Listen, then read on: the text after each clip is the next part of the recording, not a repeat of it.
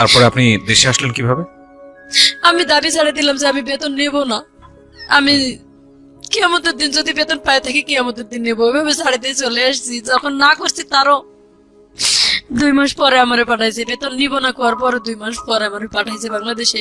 আমার এই কথাটা বলছে অমুক ছেলের সাথে, হয়তো বা অমুক ছেলে আমার সাথে জোর করে শরীরে হাত দিয়েছে, এটাও বলতে পারিনি। মা যদি সব থেকে ভালো বন্ধু হয়, মায়ের কাছে কিন্তু এই কথাগুলো বলা যায়। তারপরের থেকে আমি ওখান থেকে মনে করেন যে এতটা রং হয়ে গেলাম বাবা মার চোখে, যে মনে হয় আমরা দুজনই কোনো বুদ্ধি করে এটা করছি। আমার আম্মারে খাইতে নিতে আমি যখন মানে মুডটা ভালো থাকতো, ইয়ার্কি ফাজলাম করতো, হাসতো, আমি আম্মারে বলতাম যে আম্মা আসলে আমার সাথে কোনো কিছু হয়নি। ওই কথাটা বললে আমার আম্মা জানি কালো হয়ে যাইতো, তার মুখটা অন্ধকার করে ফেলতো। আমার আপা, বড় আপা আমার জুতা দিয়ে পিটাইতো প্রায় সময় ওই কথাটা উঠাইলে, যেহেতু আমি চাইতেছি তাদের কাছে সলিড হতে যে আমি আসলে কিছু করিনি। কিছু গল্প অবিশ্বাস্য হলেও সত্য। ঠিক আছে, সমস্যা নাই। কোথায় থাকছেন আপনি এখন?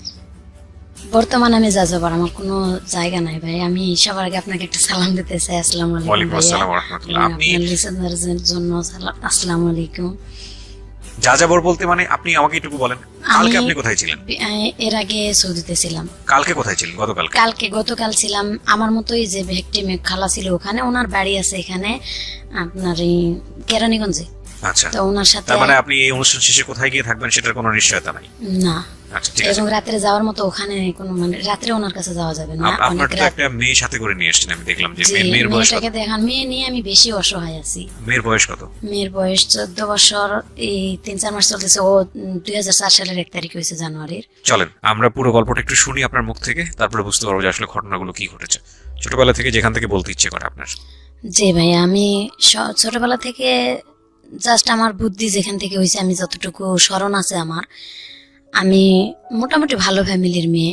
আমার আব্বা যুদ্ধের আগে নাকি ইন্টার পাস করছেন, কিন্তু লেখাপড়া থাকলে কি হবে, ওনার জ্ঞান সঠিক ছিল না বা আজও নেই। আর আমার বিয়ের পর নাকি বাচ্চা হইতো না, তার সন্তান ছিল না বলে গ্রামের মানুষ ধরেন যারা দোকানপাট করতো বা ব্যবসা বাণিজ্যের কাজে যাইতো, তার ওয়াইফরা আসে আমার আম্মারে বলতো যে তুই এখন বাইরে বের হোস না, তোরে দেখলে হয়তো সাত নষ্ট হবে, এরকম একটা গ্রামের ভাষায় বলতো। আমার আম্মা অনেক কান্দাকাটি করতো। এরপরে আমার বড় আপা হয়, আমার আম্মার বিয়ের 9 বছর নাকি 11 বছর পরে আমার বড় আপা হয়েছিল। তারপরে আমি আমার আব্বা হয়তো এত বছর পরে সন্তান হলো, যে একটা আগ্রহ বা একটা এই সন্তান মানুষ করার মতো তার আল্লাহ পাক অনেক ধন সম্পত্তি ছিল। আমার দাদার দেওয়া সম্পত্তি তার 16-17 বিঘা সম্পত্তি ছিল। আমার বাবার। তার মানে ঘরে বসে মোটামুটি ঘরে বসে খেতেন বলতে ঘরে থাকতেনই না উনি, ঠিক মতো ঘরেই থাকতেন না, বাইরে বাইরে ঘোরাফেরা করতেন এবং কোথায় কোথায় ঋণ দেনা করে এসে জমি বিক্রি করে সেই ঋণগুলা পরিশোধ করতেন। মানে এটার জন্য হয়তো আমার আম্মার মেজাজ সব সময় খিটখিটে থাকতো।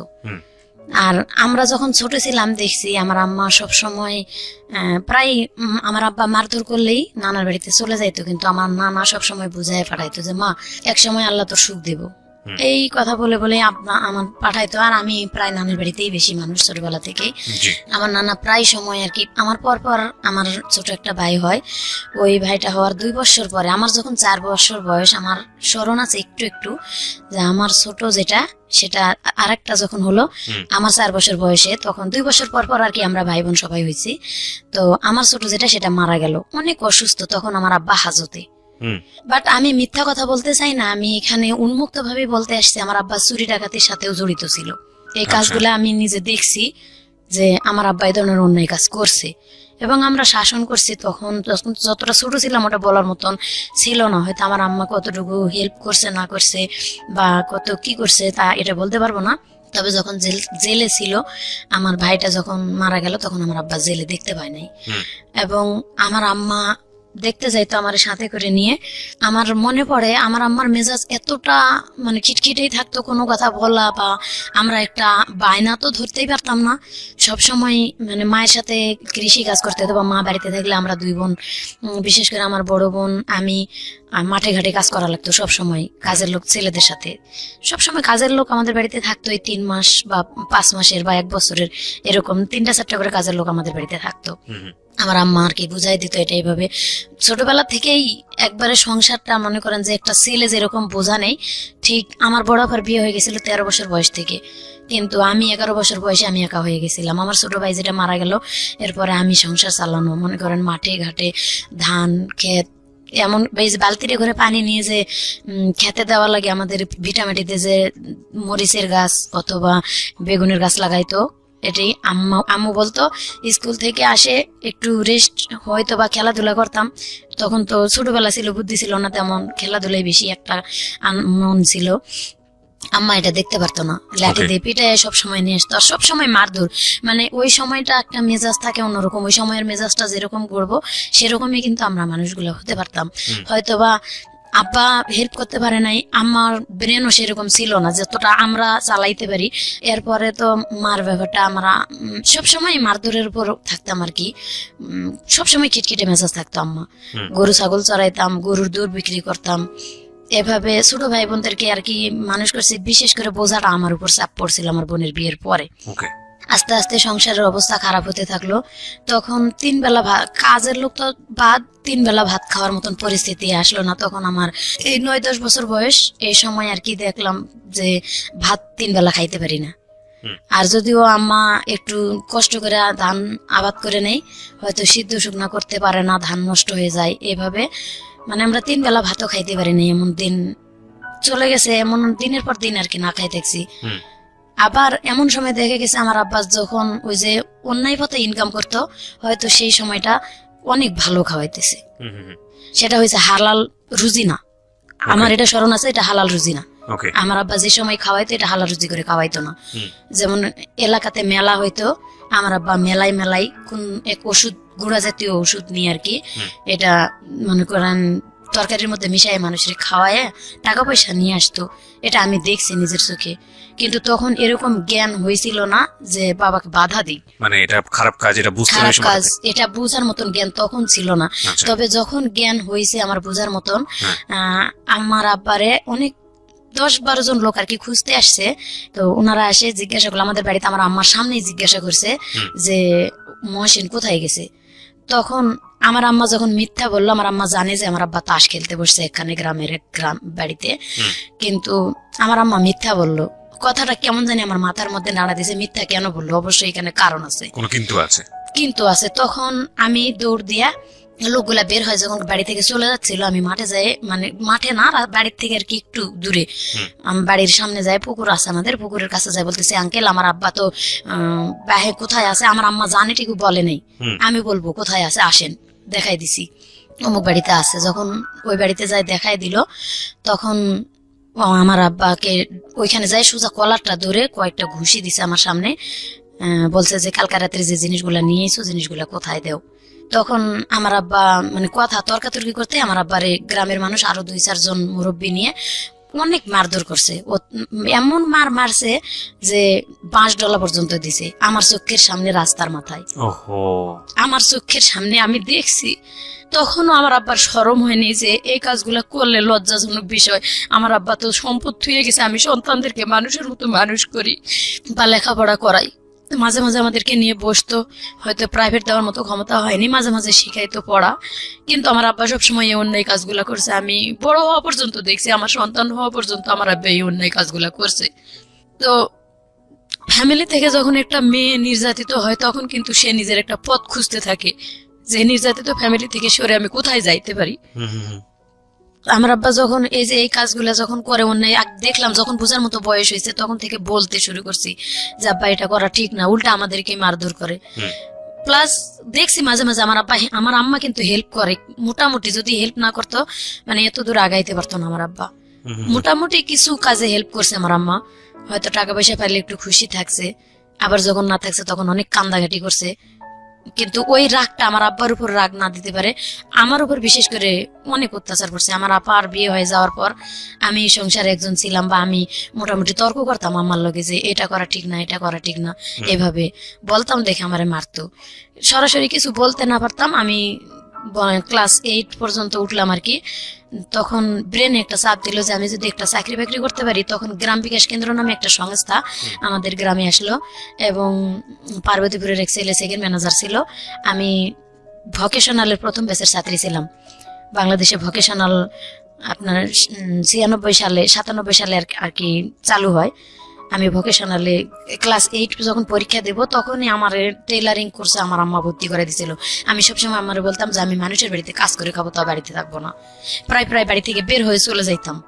যাই আমাদের ওখানে বিরামপুর একটা শহর আছে, শহরে আর কি মানুষের বাড়িতে আমি এমনি হোটেলে যাই, বসে বলতাম যে আমার যদি কেউ কাজ করে নেন আমি কাজ করে খাবো। এভাবে 3 দিন 4 দিন 5 দিনও মানুষের বাড়িতে কাজও করছি, মরিচ বাটা থেকে শুরু করে যা লাগে মশলা বাটা এভাবে কাজ করেও খাইছি। তো আমার আব্বা আবার খোঁজ পায় যায় নিয়ে আসছে মারধর করে ওখান থেকে, তুই লেখাপড়া করবি, তুই মানুষের বাড়িতে কাজ করবি কেন। ওকে। পরে এভাবে চলে গেছি।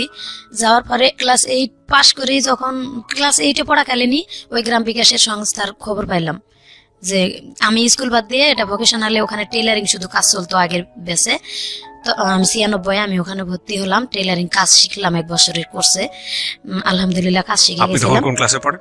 আমি তখন ক্লাস 8-এ পড়ি। ক্লাস 8 এ পড়েন। ওকে। 8-এ পরীক্ষা দিলাম না, 8-এ পরীক্ষা না দিয়ে ওখানে আমার আম্মা ভর্তি করে দিয়ে আর কি আমাকে কাজ শিখালো। আমি খুব আগ্রহী ছিলাম কাজ শেখার জন্য।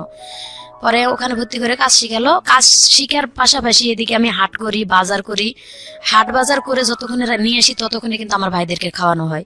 আমি গাছে উঠে আম পাড়ি এবং মুরগির ডিম বিক্রি করে, গরুর দুধ বিক্রি করে ভাই বোনদের জন্য বাজার করে নিয়ে আসতাম সেই সময়টা তো। এবং আমার নানার বাড়িতে যাইতাম, নানার বাড়ি থেকে মাথায় করে চাল ডাল 1 মণ অথবা 25 কেজি ওজনের জিনিস আমি মাথাত করে নিয়ে আসতাম। আনতে আনতে রাস্তার মাথায় বা গ্রামের যে কোনো একটা আইল পার হতে পারতাম না, ফালাই দিয়ে বোঝা নিয়ে বসে থাকতাম। আবার কতক্ষণে কেউ আসলে বলতাম আমার একটু এটা উঠাই দেন।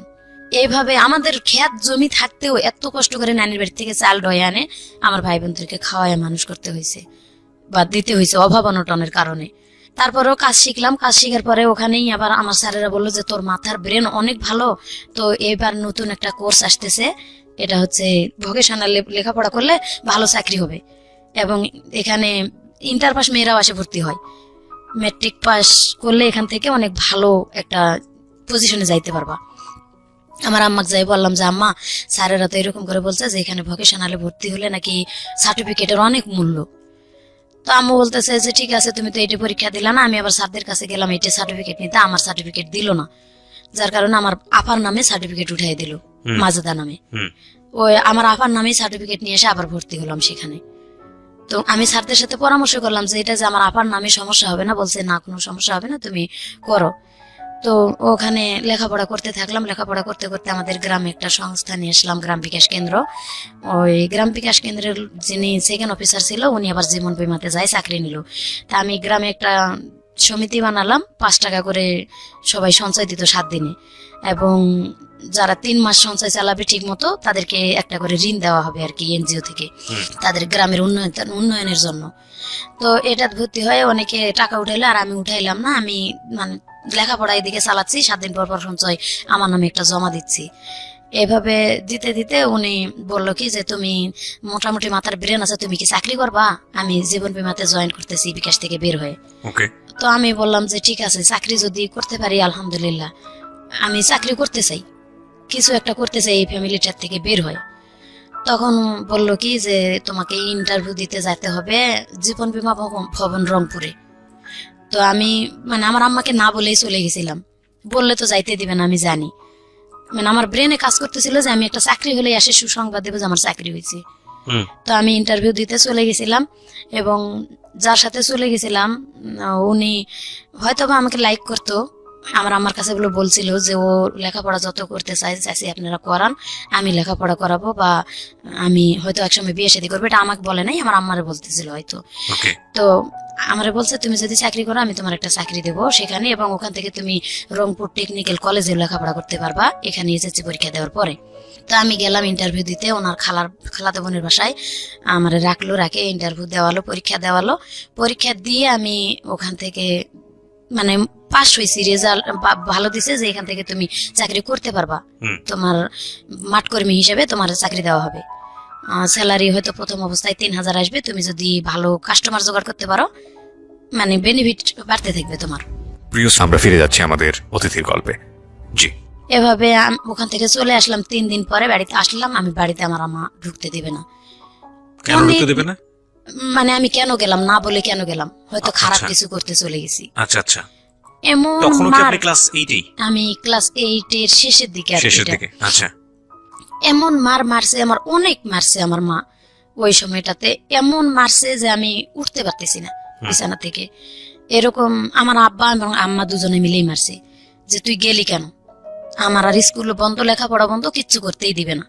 আমি এত অনুরোধ করে বলতেছি যে না মা, আমি চাকরি করব, আমি কিছু একটা করতে চাই, নিজের জন্য, নিজের পায়ে দাঁড়াতে চাই। তখন কিন্তু সুযোগও ছিল অল্প লেখাপড়াতে, কিন্তু তারা করতে দেয়নি। ওখান থেকে আমি যখন 15 দিন বসে থাকলাম, স্কুল থেকে আমাদের স্কুলের দপ্তরিকে পাঠানো হলো যে কেন স্কুলে আসতেছে না ভালো ছাত্রী। আর ওখানে মাত্র 33 জন ছাত্রছাত্রী ছিলাম, 20 জন মেয়ে এবং 13 জন ছেলে, এটা বাছাই করা। ওখানে পরীক্ষা দিয়ে নিতে হয়েছে।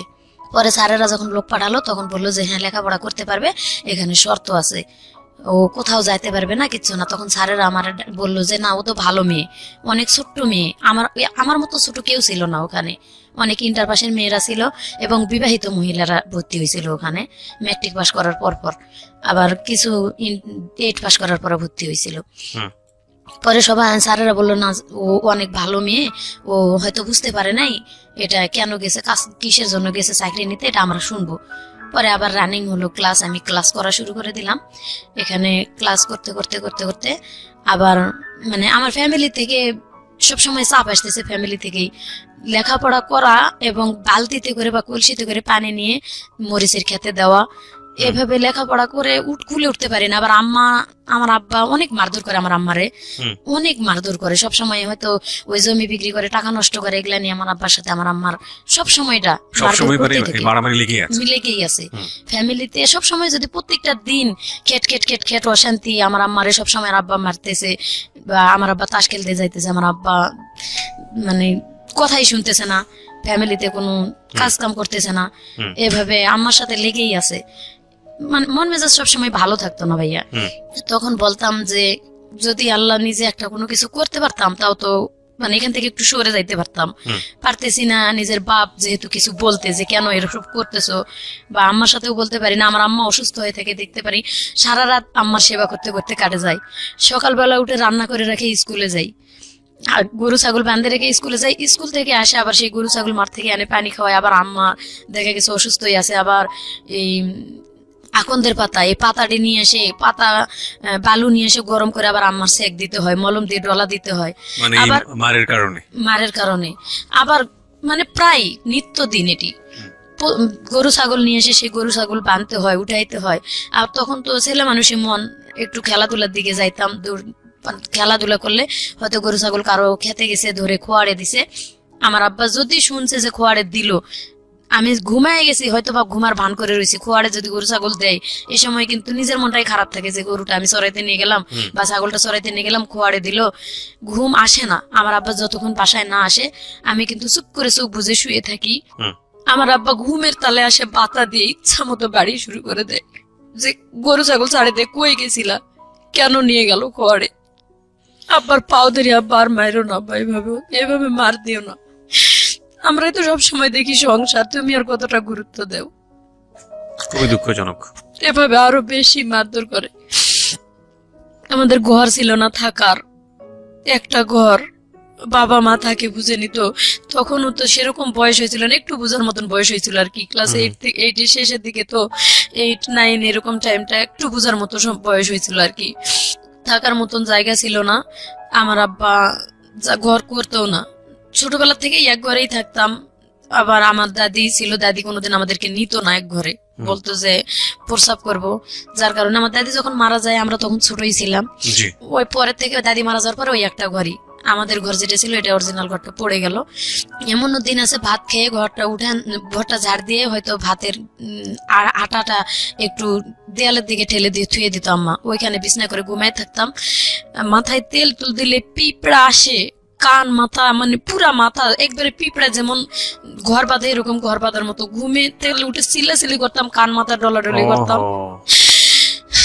আব্বা উঠে একবারও দেখতো না, হয়তো আম্মা উঠতো মাঝে মাঝে, আর মাঝে মাঝে বলতো যে ঝাড়া দেও মাথাটা, ঝাড়া দেও, কিন্তু একবারে ঘর বাঁধার মতো পিঁপড়া, বড় বড় দাঁতলা লাল পিঁপড়া গুলা কানের মধ্যে কামড় দিয়ে। এরপর পরে এত কষ্ট করে থাকতে থাকতে আল্লাহর কি হুকুম, এরপরে 95 বন্যাতে আমার ঘরটা সব ভাঙে গেছিল।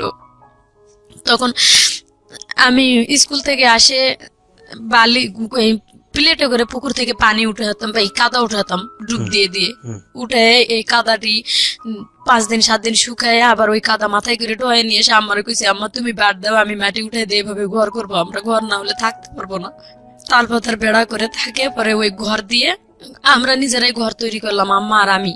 জি। বিশেষ করে আম্মা আর আমি পরিশ্রম করে ঘর দুটা তৈরি করলাম, মাটির ঘর, এবং গ্রামীণ ব্যাংকের থেকে কিস্তি উঠায় আম্মা ঘরে টিন দিল, দিয়ে মোটামুটি আর কি একটু সচ্ছলের দিকে তখনকার থেকে হালকা নিজেরা আম্মা আমি এই কিস্তি উঠায়া গরু ছাগল পালে এভাবে ক্ষেত খামার নিজেরা একটু করে চালাইতে পারতেছি টুকটাক করে। ঠিক এরকম অবস্থায় আমার স্মরণ আছে যে আমি যখন ক্লাস 9-এর প্রথম দিকে, তখন মানে গ্রামের টিভি ছিল, সাদা কালো টিভি, আমার এক মামার বাড়িতে, গ্রামে হয়তো আর এক ভাইয়ের বাড়িতে। তো রাত্রে সবাই যাইতো, আমরা মাঝে মাঝে লেখাপড়া শেষ করে আবার টিভিও দেখতে যাইতাম। তো একদিন রাত্রে আমি টিভি দেখতে গেছি আমার মামার বাড়িতে, আমার অনেক খারাপ লাগতেছে, আম্মারে বলতেছি আম্মা আমার জানি শরীরটা অনেক খারাপ লাগতেছে, তো তোমরা নাটক শেষ করে আসো। তখন ছোট ছোট ডিও নাটক হইতো, বলছে যে তোমরা পরে আসো একটু, আমি আগে যাই। তো নাটক শেষ হয় নাই, আমি চলে আসছি। আমি আসলে আম্মা পিছে পিছে আমার আম্মা ওরা চলে আসছে, আর আমি যে চলে আসছি আমার মামাতো ভাই কোন ফাঁক দিয়ে চলে আসছে ঘরে আমি জানি না। আমি সোজা আমাদের বাড়িতে ঢুকে আগে আমার মানে কারেন্টের সুইচ অফ না করে ঘরের দরজাটা শুধু খুলে দিছি, তালাটা খুলে বাইরের দরজা খুলে রেখে আসছে। আম্মা তো পিছে আসবেই 10 মিনিট পরে। আমি বাইরের দরজা খুলে রেখে চলে আসে, দরজা তালাটা খুলে আমি কলপাড়ে গেছি যে প্রসাব করে হাত মুখ ধুয়ে আসি, ধুয়ে ঘুমাবো। আমি কলপাড়ে গেছি, কলপাড় থেকে ঘরে আসে ঢুকা মাত্র আমার মামাতো ভাই আমার জড়ায় ধরছে। যখন ও আমারে জড়ায় ধরছে আমি চিনতে পারি নাই কি, আমি চিৎকার যে জোরে দেবো এরকম পারি না, তার কারণ এটা গ্রাম, মান সম্মান যাবে। আমি বলতেছি যে কে তুই সর, আমার কাছ থেকে সরে যা। ওর সাথে শক্তি দিতে পারতেছি না, তবে মানে এত জোরাজোরি করতেছে, খামসাখামি করতেছে। আমি ওরা ধাক্কা দিয়ে চৌকির উপরে, আমাদের ঘরে চৌকি ছিল, চৌকিতে ফালাই দিতেছি, ও আবার উল্টা আমারে ধাক্কা ফালাই দিতেছে। এভাবে কুস্তা কুস্তি অনেকক্ষণ আমি প্লিজ হাত পাও ধরতেছি, অনুরোধ করতেছি ভাই তুই কে, তুই সর। পরে ওর কণ্ঠটা বুঝতে পারছি আমি যে ও আমার মামাতো ভাই। তো আমি ওরা বলতেছি তুই আমার এখানে কেন আসছিস ভাই, তুই সর ভাই। যখন শুনে না তখন অনেক খারাপ ভাষা, গ্রামের খারাপ ভাষা তো জানেনি কি কি খারাপ ভাষা করে বলতে হয়, একবার এইভাবে বলতেছি, এরপরও শুনে না। তার মধ্যে আল্লাহর হুকুম আমার আব্বা আম্মা চলে আসছে। আমি ঘাইমা ভাই, একবারে জ্বর জ্বর করে আমার শরীর দিয়ে ঘাম পড়তেছে। আমার আব্বা আম্মা আসে বাড়িতে ঢুকছে, ঢুকার পরে ওর সাথে সাথে চৌকির নিচে ঢুকে গেছে। ও যখন চৌকির নিচে ঢুকে গেছে আমার আম্মা আসে সোজা ঘরে ঢুকছে, আমার আব্বা আসে বাইরে খিল লাগাই দিয়ে টিউবওয়েল পড়ে গেছে। তো আমার আব্বা যখন টিউবওয়েল পড়ে গেছে তখন ওই আমার আম্মা ঘরের দরজার পাশে দাঁড়িয়ে আছে, আর আমি কাঁপতেছি, আমার যে আম্মা ডাকতেছে ঘরে বাতি দিস নিকা, বাতি দিস নিকা। আমি ভাই আমার কণ্ঠ বের হইতেছে না যে আমি কথা বলবো, এরকম মানে এতটা আতঙ্ক হয়ে গেছি, এবং ভয় তো এক আছে, আবার ওর সাথে অনেকক্ষণ ধরে যুদ্ধ করতেছি, প্রায় 15-20 মিনিটের বেশি। আমার আম্মা সুইচ যখনই সুইচটা দিছে আর ওই দরজা একবারে মানে দরজা সোজা চৌকির নিচ দিয়ে এই মাথাতে ঢুকে এই মাথাতে বার হয়ে দৌড় দিছে। ও যখন বাহিরে দৌড় দিছে আমার আব্বা প্রসাব করা বাদ দিয়ে মনে হয় কে কে করে দৌড়াতে দৌড়াতে ও চলে গেছে। সোজা আসে আমার কয়েকটা ইচ্ছা মতো চড় গালে মুখে দিয়ে ওই অবস্থায় আমার আব্বা আম্মা দুইজনে আমার মারে সেন্সলেস বানায় ফেলাইছে। আমি সেন্সলেস অবস্থায়, সেন্সলেস থেকে উঠার পরে আমার বারবার জিজ্ঞাসা করে যে ওই কেন আসছিল আর কি হয়েছে। তারা মনে করে যে আমার সাথে দুর্ঘটনা, আজও তারা বিশ্বাস করে না যে কিছু হয় নাই। আমি এত আল্লাহর কসম আমার মায়ের কসম দিয়ে বলি যে আমার সাথে কোনো কিছু হয়নি মা, আমি কোনো কিছু করতে দেইনি, আর যদি হইতো এটা জোরপূর্বক কিছু হইতো। আমার আম্মা বিশ্বাস করে না, তুই মিথ্যা কথা বলে হয়তো ওর সাথে পরামর্শ করে তোরা আইছিস, সেটা এইভাবে যে আমরা ওখানে আছি তোরা পরামর্শ করে এখানে আইছিস। আল্লাহর কসম ভাই আমার সাথে ওর সাথে কোনোদিন এই ধরনের কথা বা ও কখনো আমার এই কথাটা বলেও নাই। ও আমার থেকে বয়সে ছোট ছিল, আর ও এরকম কিছু করবে আমিও কখনো পরিকল্পনা করিনি। তারপরে কি হলো? আমার আম্মার এটা বিশ্বাস করা উচিত ছিল, কিন্তু বিশ্বাস করেনি। বলছে যে অ্যাক্সিডেন্ট একটা কিছু হয়েছে। তখন থেকে ওই ছেলের সাথেও আমি কথা বলি না। আমার সাথে সাথে আমার আম্মা বের হয়ে আমার মামির কাছে গেছে, যাই মামির সাথে কি বলে চলে আসছে জানি না। তারপরে তখন আমার দিকটা আরো অন্যদিকে চলে যাচ্ছে যে আমি কিভাবে এই ফ্যামিলি থেকে বের হতে যেতে পারবো। মানে সব সময় এমন এক খারাপ ভাষা ইউজ করতো আমার আম্মা আরো বেশি। ওই সময়টা তো একটা ইয়ং মা সব থেকে ভালো বন্ধু হওয়া দরকার সন্তানের, সেই সময়টা মা সব থেকে ভালো বন্ধু হওয়ার দরকার। কিন্তু আমার মা ছোটবেলাতে যা করছে করছে, কিন্তু ওই সময়টা আসে একটু অন্তত নর্মাল হওয়া প্রয়োজন ছিল। এমনিতে রাত্রে দিনে হাট বাজার করাইতো, লাকড়ি ঘড়ি কুড়াইতো, এই বয়সে যায় লাকড়ি কুড়ায়, কুষারের ক্ষেত থেকে, মানুষের কুষারের ক্ষেত থেকে ঘড়ি বোঝায় ওই সময়টা তো কুড়াই নিয়ে এসে দিছি। এরকম অবস্থায় কিন্তু গ্রামের ছেলেদের কাছে অনেক লাঞ্ছিত হইতে হয়। সেগুলো তো মায়ের কাছে বলার মতো সুযোগ ছিলই না, কখনো বলতে পারিনি যে অমুক ছেলে আমার এই কথাটা বলছে, অমুক ছেলের সাথে হয়তো বা অমুক ছেলে আমার সাথে জোর করে শরীরে হাত দিচ্ছে, এটাও বলতে পারিনি। মা যদি সব থেকে ভালো বন্ধু হয়, মায়ের কাছে কিন্তু এই কথাগুলো বলা যায়। তারপরের থেকে আমি ওখান থেকে মনে করেন যে এতটা রং হয়ে গেলাম বাবা মার চোখে যে মনে হয় আমরা দুজনই কোনো বুদ্ধি করে এটা করছি। আমার আম্মারে খাইতে নিতে আমি যখন মানে মুডটা ভালো থাকতো, ইয়ার কি ফাজলামো করতে, হাসতো, আমি আম্মারে বলতাম যে আম্মা আসলে আমার সাথে কোনো কিছু হয়নি। ওই কথাটা বললে আমার আম্মা জানি কালো হয়ে যাইতো, তার মুখটা অন্ধকার করে ফেলতো। আমার আপা, বড় আপা আমার জুতা দিয়ে পিটাইতো প্রায় সময় ওই কথাটা উঠাইলে, যেহেতু আমি চাইতেছি তাদের কাছে সলিড হতে যে আমি আসলে কিছু করিনি। প্রিয় শ্রোতা, আমরা ফিরে যাচ্ছি আমাদের অতিথির গল্পে। জি, যখন না পারছি তখন মানে আমি আমার ক্লাসমেট ছিল স্বামী একটার নাম, বান্ধবীর সাথে মোটামুটি শেয়ার করতাম যে ফ্যামিলি থেকে মেয়েরা যদি লাঞ্ছিত হয় তারা কোথায় যায় দাঁড়ায় বল। রাইট। ও যখন বলতো ওর বাবা মা এটা দেয় সেটা দেয় বা তাদেরকে এত সাপোর্ট করে, তখন নিজের মনটা যেন ভরে উঠতো শুনে যে ওর বাবা দিনমজুরি কাজ করে এবং সুন্দর একটা বাড়ির উঠান, বলতেছে আমরা এত পদ্মার ভিতরে থাকি যে আমাদের বাড়ির উঠানের বাইরে যেটা খোলা থাকে এই খোলাটা পর্যন্ত মাটির প্রাচীর দিয়ে ঘেরানো, আমার আব্বা নিজে পরিশ্রম করে এটা করছে। তো তখন নিজেকে মানে কেমন জানি অনেক ছোট মনে হইতো যে এত আমার দাদা এত সম্পদ রেখে গেছে এবং আমার আব্বাকে যতটুকু সাধ্য লেখাপড়াও করাইছে, আমার দাদা মারা যাওয়ার পরও লেখাপড়া করছে, তো তাতে লাভটা কি, কি হলো? আর ওরা রাজমিস্ত্রি কাজ করে বা কাঠমিস্ত্রি কাজ করে এত সুন্দর করে এই মেয়েগুলোকে মানুষ করছে। আমার আম্মার সাথে করে নিয়ে তাদের বাসায় নিয়েও গেছি ঢাকা, তারা বিরামপুরে রুম ভাড়া নিয়ে থাকতো। মাঝে মাঝে আমি মাঝে মানে মন চাইতো না বাড়ি যাইতাম, আজকে বাড়িতে গেলে না জানি কি দুর্দশা আছে। প্রায় স্বামীর সাথেই থাকতাম, স্বামীদের বাসায় ঘুমাইতাম বা ওখানেই খাওয়া দাওয়া করে স্কুল করতাম। আচ্ছা। তো এভাবে করতে করতে একদিন জানি না সেরকম বয়সে হয়তো অনেক ছেলেরাই চয়েস করছে, ছেলেরা অনেক ডিস্টার্ব করতো, আমি এটা আমার কাছে যাই বলতাম যে আম্মা আজকে এই ছেলেটা অমুক কথা বলছে, অমুক ছেলেটা অমুক কথা বলছে। মাঝে মাঝে আমি ছেলেদের উপর রাগ করতাম বা জুতা দিয়ে পিটাম, ওই ধরনের কথা বলতাম। তো ছেলেরা চটে গিয়ে আবার আমাদের বাড়ির গ্রামের লোকের কাছেও বলতো এটা কার মেয়ে এত সাহস। মোটামুটি সাহস ছিল ভাইয়া ছোটবেলা থেকেই আমার। তো আমার আম্মা বলতো যে তুই মেয়ে মানুষের ছেলেদের সাথে এরকম করে কথা বলিস কেন? তো আমি কি করব, তারা রং কথা বলে আমার পিছে পিছে, আমি কি আর কোনো মেয়ে পাই না, খালি তোর সাথে এরকম করে সবাই। যদি কোনো কথাই শেয়ার করতে যাইতাম ওই আগের অতীতটা আম্মা টেনে আনতো, মানে ঘুরে ফিরে ওই একটা জায়গায় এসে ওই জায়গাটা এসে দাঁড়াইতো, যে কোনো কথার দিক দিয়ে আর কি ওটাই ঘুরে ফিরে। তো ওই যে বললাম যে ক্লাস 10-এ যখন আমার বিবাহিত মহিলারা মিলে একসাথে লেখাপড়া করতে থাকলাম, তো একদিন স্কুলে গেছি, আমার আম্মা বলতেছে আমার শরীরটা প্রচুর ব্যথা করতেছে, পারলে একটু হসপিটাল থেকে সরকারি ট্যাবলেট আর কি আনে দেওয়ার জন্য। ওষুধ কেনার মতন টাকা তখন ছিল না। আচ্ছা। বলতেছে যে পারলে হসপিটাল থেকে আমার একটু ওষুধ এনে দিস। তা আমি বললাম যে ঠিক আছে আমি যাবো। গেছি স্কুলে, এমন বৃষ্টি আসছে, অনেক বৃষ্টি, আর আমি সকালবেলা বাসাতে বের হয়েছি, পরেতেই হালকা হালকা বৃষ্টি হইতেছিল। আর আমি যখন বাসাতে বের হয়েছি তখন পাশের গ্রামে আমাদের বাড়ি পার হয়ে মানে নদী পার হয়ে যাওয়া লাগে স্কুলে। তো আমি যখন নৌকা পার হয়ে গেছি তখন একটা ছেলে, ওই আমি আমার হাতে ছাতা আছে এবং ওই গ্রামের ছেলেটা, আমি এখন নাম বলতেছি, ছেলেটার নাম আলম ছিল, কিন্তু তখন আমি জানতাম না। ছেলেটা আমার সামনে এসে দাঁড়িয়ে বলতেছে যে, মোটামুটি হ্যান্ডসাম ছেলেটা ছিল, আসে বলতেছে আপু আপনার বাড়ি কোন জায়গা? তো আমি বললাম যে অমুক গ্রামে। আপনার আব্বার নাম কি, আপনার নাম কি? আমি একটু রাগ হলাম যে একটু এমনি বৃষ্টি পড়তেছে আর আপনি এত কিছু জিজ্ঞাসা করার দরকারটা কি? আপনার গ্রামে আমার খালার বাড়ি অমুক, আমার খালা লাগে, যাই জিগায়। এভাবে বলে আমি তার সাথে আর কোনো কথা বলিনি। ছেলেটা আমার পিছিয়ে পিছিয়ে হাঁটতেছে, সামনে যাই রিক্সা পাইছি, তো রিক্সায় উঠছে। ছেলেটা বলতেছে আমি উঠবো, এক রিক্সায় গেলে সমস্যা কি? আমি কই না, আপনি রিক্সায় যাইতে পারবেন না। বলতেই আমার আব্বার বন্ধু যে ক্লোজ সবসময় রানিং মেম্বারই করে, আমার আব্বা ওনার হয়ে কাজ করে, উনি আর কি মূর্খ মানুষ ছিল, তবে মেম্বার, ওনার কাজগুলো আমার আব্বা করে দিত। তো উনি যাই দেখতেছে ছেলেটা আমার সাথে কথা বলতেছে আর কি, রিক্সায় উঠবে এরকম কিছু কথা। তো আমি ওই ছেলেটারে ডাইরেক্ট বলে দিলাম যে না, আপনি কেন রিক্সায় উঠবেন? তো চাচা আসছে, আমি বলছি চাচা আপনি উঠবেন নাকি, আসেন। আমার আব্বা যেহেতু বন্ধু আর সবসময় আমাদের বাড়িতে উঠা বসে, আমি ওনার মেয়ের মতো। বললাম চাচা আসেন, উঠেন, বসেন। তো চাচা এসে উঠলো আমার রিক্সায়, বসে চাচার সাথে আমি গেলাম স্কুলে। স্কুলে যাই, সেদিন ক্লাস হলো না। তখন মানে সিনেমা হলে ছবি লাগাইছে আসামি বধূ।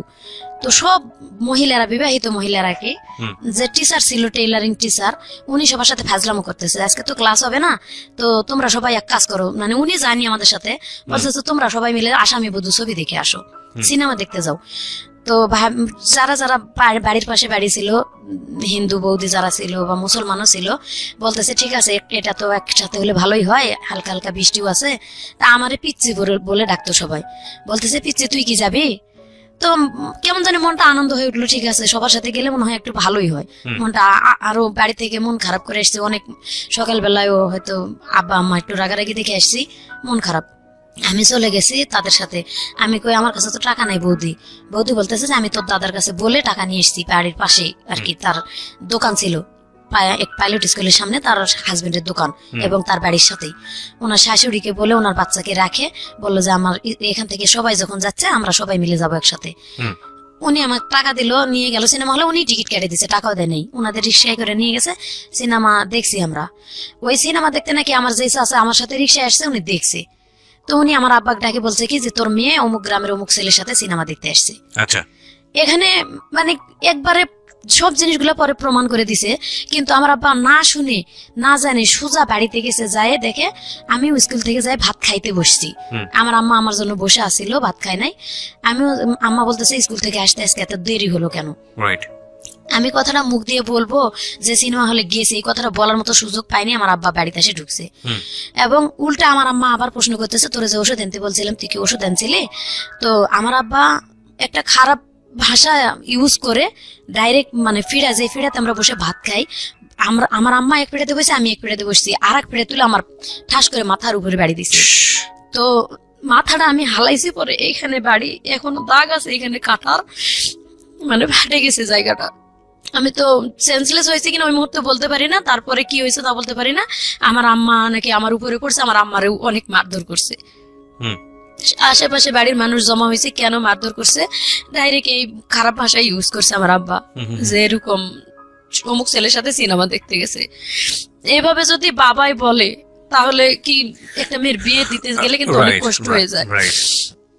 খুব আমার স্বাভাবিক। বড়াম্মারা বলতেছে যে আমরা তো বাড়ির পাশে থাকি, আমরা তো দেখি না একটা, আমি আমার আম্মার এত সংসারে হেল্প করার পরও যদি বড়াম্মারা বলে যে মা আমাদের একটু রুটি বানায় দিয়ে যা, অথবা রান্না করে দিয়ে যা, তরকারি কাটি দিয়ে যা, ঘর লেপে দিয়ে যা, আমি কিন্তু তাও করি। এর জন্য সবাই আমারে ভালোবাসে যে ও বাড়ির কাম করে করে আমাদেরও কাজ করে দেয়। তাদের মেয়েরা আর কি এতটা কাজ করে না, তাদেরকে বলে দেখ ও নিজের বাড়ির কাজ করে লক্ষ্মী মেয়ের মতো, আমরা বললেও কোনোদিন না করে না। তো তারা আসে এই কথাগুলো বলে যে ও তো কোনো সময় আমরা এরকম দেখি না, ও শৃঙ্খল। তো ও এই ধরনের কাজ করছে, সেটা তুমি বাপ তুমি গোপনে এসে বলতে পারতা আস্তে আস্তে যে এটা করা ঠিক না, তুমি এভাবে মারধর করলা কেন? এরপরে আমি লজ্জায় গলায় ফাঁস নিতে গেছি, ভোরবেলার দিকে জ্ঞান ফিরছে আর কি। আমি জ্ঞান ফিরে দেখি আমি শুয়ে আছি একা, আমি ওড়না পেছে আর কি গলায় ফাঁস নিতে গেছি। যে এভাবে ছোটবেলাতে তো অত্যাচারে মানুষ হইতেছি, আবার এখন উপযুক্ত হয়েছি, যদি ফ্যামিলিতে অত্যাচারিত হয় এভাবে কোন ভালো ঘরে বিয়ে হবে? আমাদের তো ভালো ঘরে বিয়ে হওয়ার কোনো সম্ভাবনাই নাই।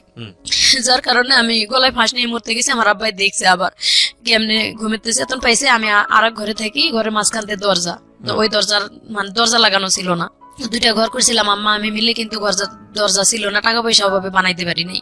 তো ওই পাশের ঘরে আমি ছিলাম, আমার আব্বা দেখে আবার দৌড় দিয়ে ঘরে যায়, উন্নাটা খসে আবারও মারছে আমার। তখন অনেক মারলো, মারার পর আবার স্কুল লেখাপড়া বন্ধ। তো যখন 7 দিন স্কুলে না গেছি, এদিকে তো মানে 3 দিন পরে ওই ছেলের নাকি আব্বা দেখা পাইছে, ওই ছেলের বাড়ি যে অমুক গ্রামে, আমাদের পাশের বাড়ির এক ছেলেই ওই ছেলের দেখা পায়। পরের দিনেই বলছে যে কিরে তুই নাকি মুর্শিদারে নিয়ে সিনেমা দেখতে গেছিস, তোর জন্য দেখ মেয়েটার মারে কি অবস্থা। কয় মুর্শিদাকে আমি তো চিনিও না। তখন ওইভাবে যখন বলছে আমি চিনি না, কয় তুই চিনিস না, অথচ তার এভাবে মারলো, তুই কি সিনেমা সত্যি সিনেমা দেখতে যাস নাই? কয় না আমি সিনেমা দেখতে যাই নাই। তো 3 দিনের দিন ছেলেটা নিজে আব্বার সাথে দেখা হয়, আব্বারে বলে বলতেছে যে চাচা আপনি বলে আমার জন্য আপনার মেয়ের তো দুর্নাম হবে, আমারও দুর্নাম হবে এলাকাত। আপনি কি যাচাই করছিলেন যে কোথায় গেছিল আপনার মেয়ে, কেন গেছিল, কার সাথে গেছিল? আমার আব্বা বলে কথা বলে না, বলতেছে যে কোনো ঘটনা না, আপনার মেয়ে নদী পার হয়। আমার জিজ্ঞাসা আমি জিজ্ঞাসা করছি আপনার নাম কি, আপু নাম কি, বাবার নাম কি? তো আপনার মেয়ে আমার নামই বলেনি, আমি জান মুখে আপনার মেয়ের নাম মুর্শিদা। তখন আব্বা বাড়িতে এসে ভাত খাইতে বসে কাঁদতেছে আর কি, লজ্জায় নিজের মাথাটা উঁচু করে দেখাইতে পারতেছি না মেয়ের সামনে আমি এইভাবে মেয়েরে মারলাম। রাইট। এটা নিজের থেকে আর কি অনুতপ্ত হইলো আমার আব্বা। কিন্তু আমি লজ্জায় আমার আব্বার সামনে আসিও নেই। কয়দিন মনে হয় না খাইছিলাম, আমি বলতে পারি না কয়দিন না খাইছিলাম। না খাই থাকলেও কিন্তু মার কাছে হেল্প করছি, মার সাথে মানে মন ভার অবস্থায় চলতেছে, হেল্প করতেছি। আমার মামা ডাক্তার ছিল, পিছনে ব্যান্ডেজ একটু করে দিছিল, মানে রক্ত রক্ত বেরিয়েছিল। এইভাবে যে ছেলে আমার সাথে ওই যে করলো না প্রথম, ওই ছেলের বাবাই ডাক্তার, মামা আমার। এভাবে আর কি 7 দিন যখন গেল তখন আবার স্যারেরা খোঁজ নিল যে এই মেয়েটা স্কুল অ্যাবসেন্ট করে না, তা আবার কেন অ্যাবসেন্ট করলো। তখন বাড়িতে আবার দপ্তরে আসলো, আম্মা বললো যে ওর লেখাপড়ার দরকার নেই, আমরা বিয়ে শাদী দিয়ে দিব, এভাবে হবে না। মানে আমার আব্বার উপর রাগ করে এটা বলতেছে যে কারো কাছে শোনা নাই কিছু নাই, নিজের মেয়ের দুর্নাম বার করে বসে থাকে, এভাবে আর করবো না, থাক। তখন আমি মানে স্কুলে যাবো না, একটা ডিসিশন নিয়েছি, স্কুল আর করবোই না। এভাবে 2 দিন 4 দিন পর পর স্কুল বন্ধ করে দেয়, ইচ্ছা মতো কয়ে যাও, ওটা হবো না, এভাবে লেখাপড়া আমি করবো না। তো স্কুল থেকে স্যারেরা বললো যে তুমি মেট্রিক পরীক্ষাটা পর্যন্ত অন্তত পড়ো, তোমার ভালো হবে। তো আব্বারেও বুঝাইলো অনেক, আম্মারেও বুঝাইলো। আমি আমার আব্বার সাথে তখন রাগ করে প্রায় অনেকদিন কথা বলিনি। স্কুলে যাওয়া শুরু করলাম, আবার স্কুলে যাইতেছি, ক্লাস 9-এ পরীক্ষা দিলাম, মানে এসএসসি পরীক্ষার মতোই গার্ড দিয়ে আমাদের পরীক্ষা হলো 9-এ। আবার 10-এ উঠলাম। 9-এ আমার 12টা সাবজেক্ট নিয়ে লেটার নিয়ে পাশ করলাম মোটামুটি, মানে ভালো পজিশনে। স্যারেরা বললো যে ও অনেক কিছু করতে পারবে, যেহেতু এখনো বয়স অনেক কম আছে। আপনি, আমার আব্বার এটাকে মিটিং করলো যে আপনি ওরে একটু হেল্প করেন, দেখবেন মেয়েটা অনেক উপরে উঠতে পারবে, অনেক কিছু করতে পারবে। এ কথা বলে তখন আমি 7200 টাকা ওখান থেকে একটা ইয়ে পেলাম আর কি, টাকা স্কুল থেকে ওটা দিত 260 টাকা করে মনে হয় বেতন হিসেবে, সেটা একবারে দিল। দিয়ে আমার আব্বা ডাকেই দিছে, দিয়ে হাতে দিয়ে বলছে যে এটা দিয়ে মাত্র 2500 টাকা লাগবে একটা সেলাই মেশিন কিনে দিতে, আপনি 2500 টাকা দিয়ে একটা সেলাই মেশিন মেয়েটারে কিনে দেন। তো আমার আব্বা সেলাই মেশিন কিনে দিল না, কিনে দেয়নি, কান্দাকাটি করছি অনেক, তারপরও দেয়নি। এরপরে থেকে বিয়ের প্রস্তাব খোঁজা শুরু করলো। মেন রহস্য হয়েছে বিয়ে দেওয়ার, আমার নানার বাড়ির সম্পদ পাবে আমার আব্বা। আচ্ছা, আমার যদি বিয়ে দিতে পারে তাহলে মামারা দিবে আর কি সম্পদটা, যেহেতু একটা মেয়ে উপযুক্ত হয়েছে, আমার আব্বা পরিশ্রম করে না। এই উসিলাই আর কি আমার বিয়ে ঠিক করা শুরু করলো। আজকে এখানে কালকে এখানে গরুর মতো দেখা শুরু করলো। আজকে এক জায়গার লোক আসে দেখে যায় 2000-2500 খরচ করে, আবার 3 দিন পরে আরেকখানের লোক আসে দেখে যায়, এভাবে খরচ করে স্কুল করতে দেয়। মানে আপনাকে দেখতে আসতো লোকজনে দেখতে আসতো 2 দিন 4 দিন পর পর। আমার কাছে খুব খারাপ লাগতো ভাইয়া এটা, যে আমি লেখাপড়া করবো, আমি রানিং একটা ছাত্রী, আমি আর কিছুদিন পরে মেট্রিক পরীক্ষা দেবো না। আমার আব্বা এমন ভাবে উঠে পড়ে লাগলো বিয়ে দিবেই, কেন এভাবে উঠে পড়ে লাগলো আমি নিজেও বুঝতে পারতেছি না। আমি বারবার আম্মার কাছে বলতেছি যে মা আমি বিয়ে করবো না, অন্তত তুমি মেট্রিকটা আমার পাশ করাও তোমরা। আমার আম্মা বলতেছে আমার করার কিচ্ছু নাই, আমি কিচ্ছু বলতে পারবো না, তোর বাবার সাথে আমি কথা বলতে গেলেই মানে মার খাওয়া লাগে। তো যাই হোক, আমার বিয়ে ঠিক করলো, এক জায়গায় বিয়ে ঠিক হলো, সম্পূর্ণ লেনদেন সবকিছু ঠিক। বিয়ের 3 তারিখ ঠিক, সোমবারের দিন বিয়ে হবে। 1 সপ্তাহ আগে থেকে আত্মীয় স্বজন দাওয়াত দেওয়া শেষ। একেবারে মানে বুধবারে, সোমবারে বিয়ে হবে, বুধবারের দিন আসে কি যেন ঘটনা নিয়ে বিয়ে ভাঙ্গি, মানে কোন আত্মীয় স্বজনে বলে দিছে যে ওই ছেলের বাপের কাছে যে আমার আব্বার চরিত্র ভালো না, মেন সমস্যা হয়েছে ওই জায়গায়। আবার আমার যে ওই যে মানে আগে সেই ঘটনাটা, এটাও বলে দিছে যে মেয়ে চলিত নেই, মেয়ে ওর মামাতো ভাইয়ের সাথে মানে এরকম কিছু হয়ে গেছে, তার বাপ মাই প্রমাণ বের করছে, অন্য কেউ না। এভাবে আর কি ওই বিয়েটা ও ছেলের বাবা দিবে না। তো ওই ছেলেটা আর কি আমার সবসময় চিন্তা, আমি যে টেলার্স এর কাজ করতাম সেইভাবে ওই তার টেলার্স এর সুতার দোকান ছিল আর কি, সুতা ঘর, কেসি ঘর, মেশিন ঘর। তো ওখান থেকে সবসময় সুতা কিনতাম। এই অনুতাপে ছেলেটার সাথে চেনা পরিচিত ছিল। আমারে যখন দেখতে আসছে ঘটকের মাধ্যমে আসে, সুধা মানে টেবিল বসাইছে, টেবিলের মাঝখানে ওর বড় ভাই এবং আপন দুলাভাই এবং ছেলেটা।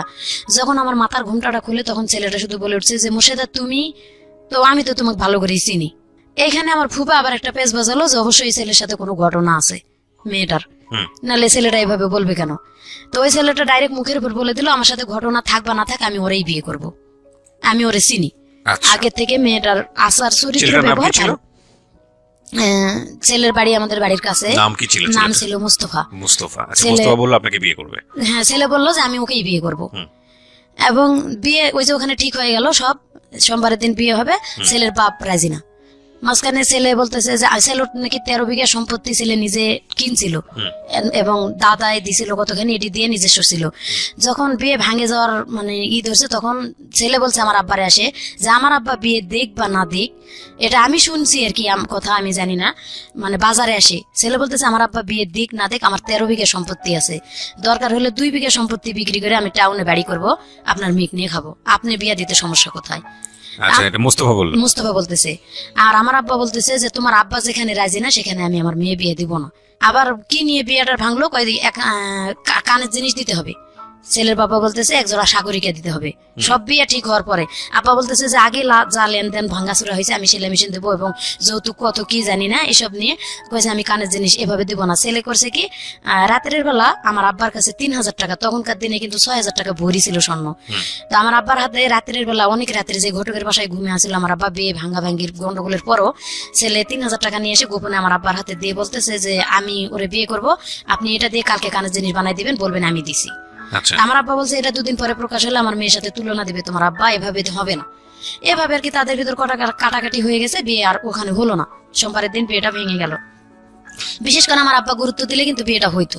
জি, ওই ছেলে বলছে যে আমি করব, আমার আব্বা দিক বা না দিক আমি আমার আত্মীয় স্বজন নিয়ে এসে বিয়ে করব এবং আমি 2 বিঘা জমি বিক্রি করে হলো বাড়ি করবো টাউনে, আমার নিজস্ব জমি আছে।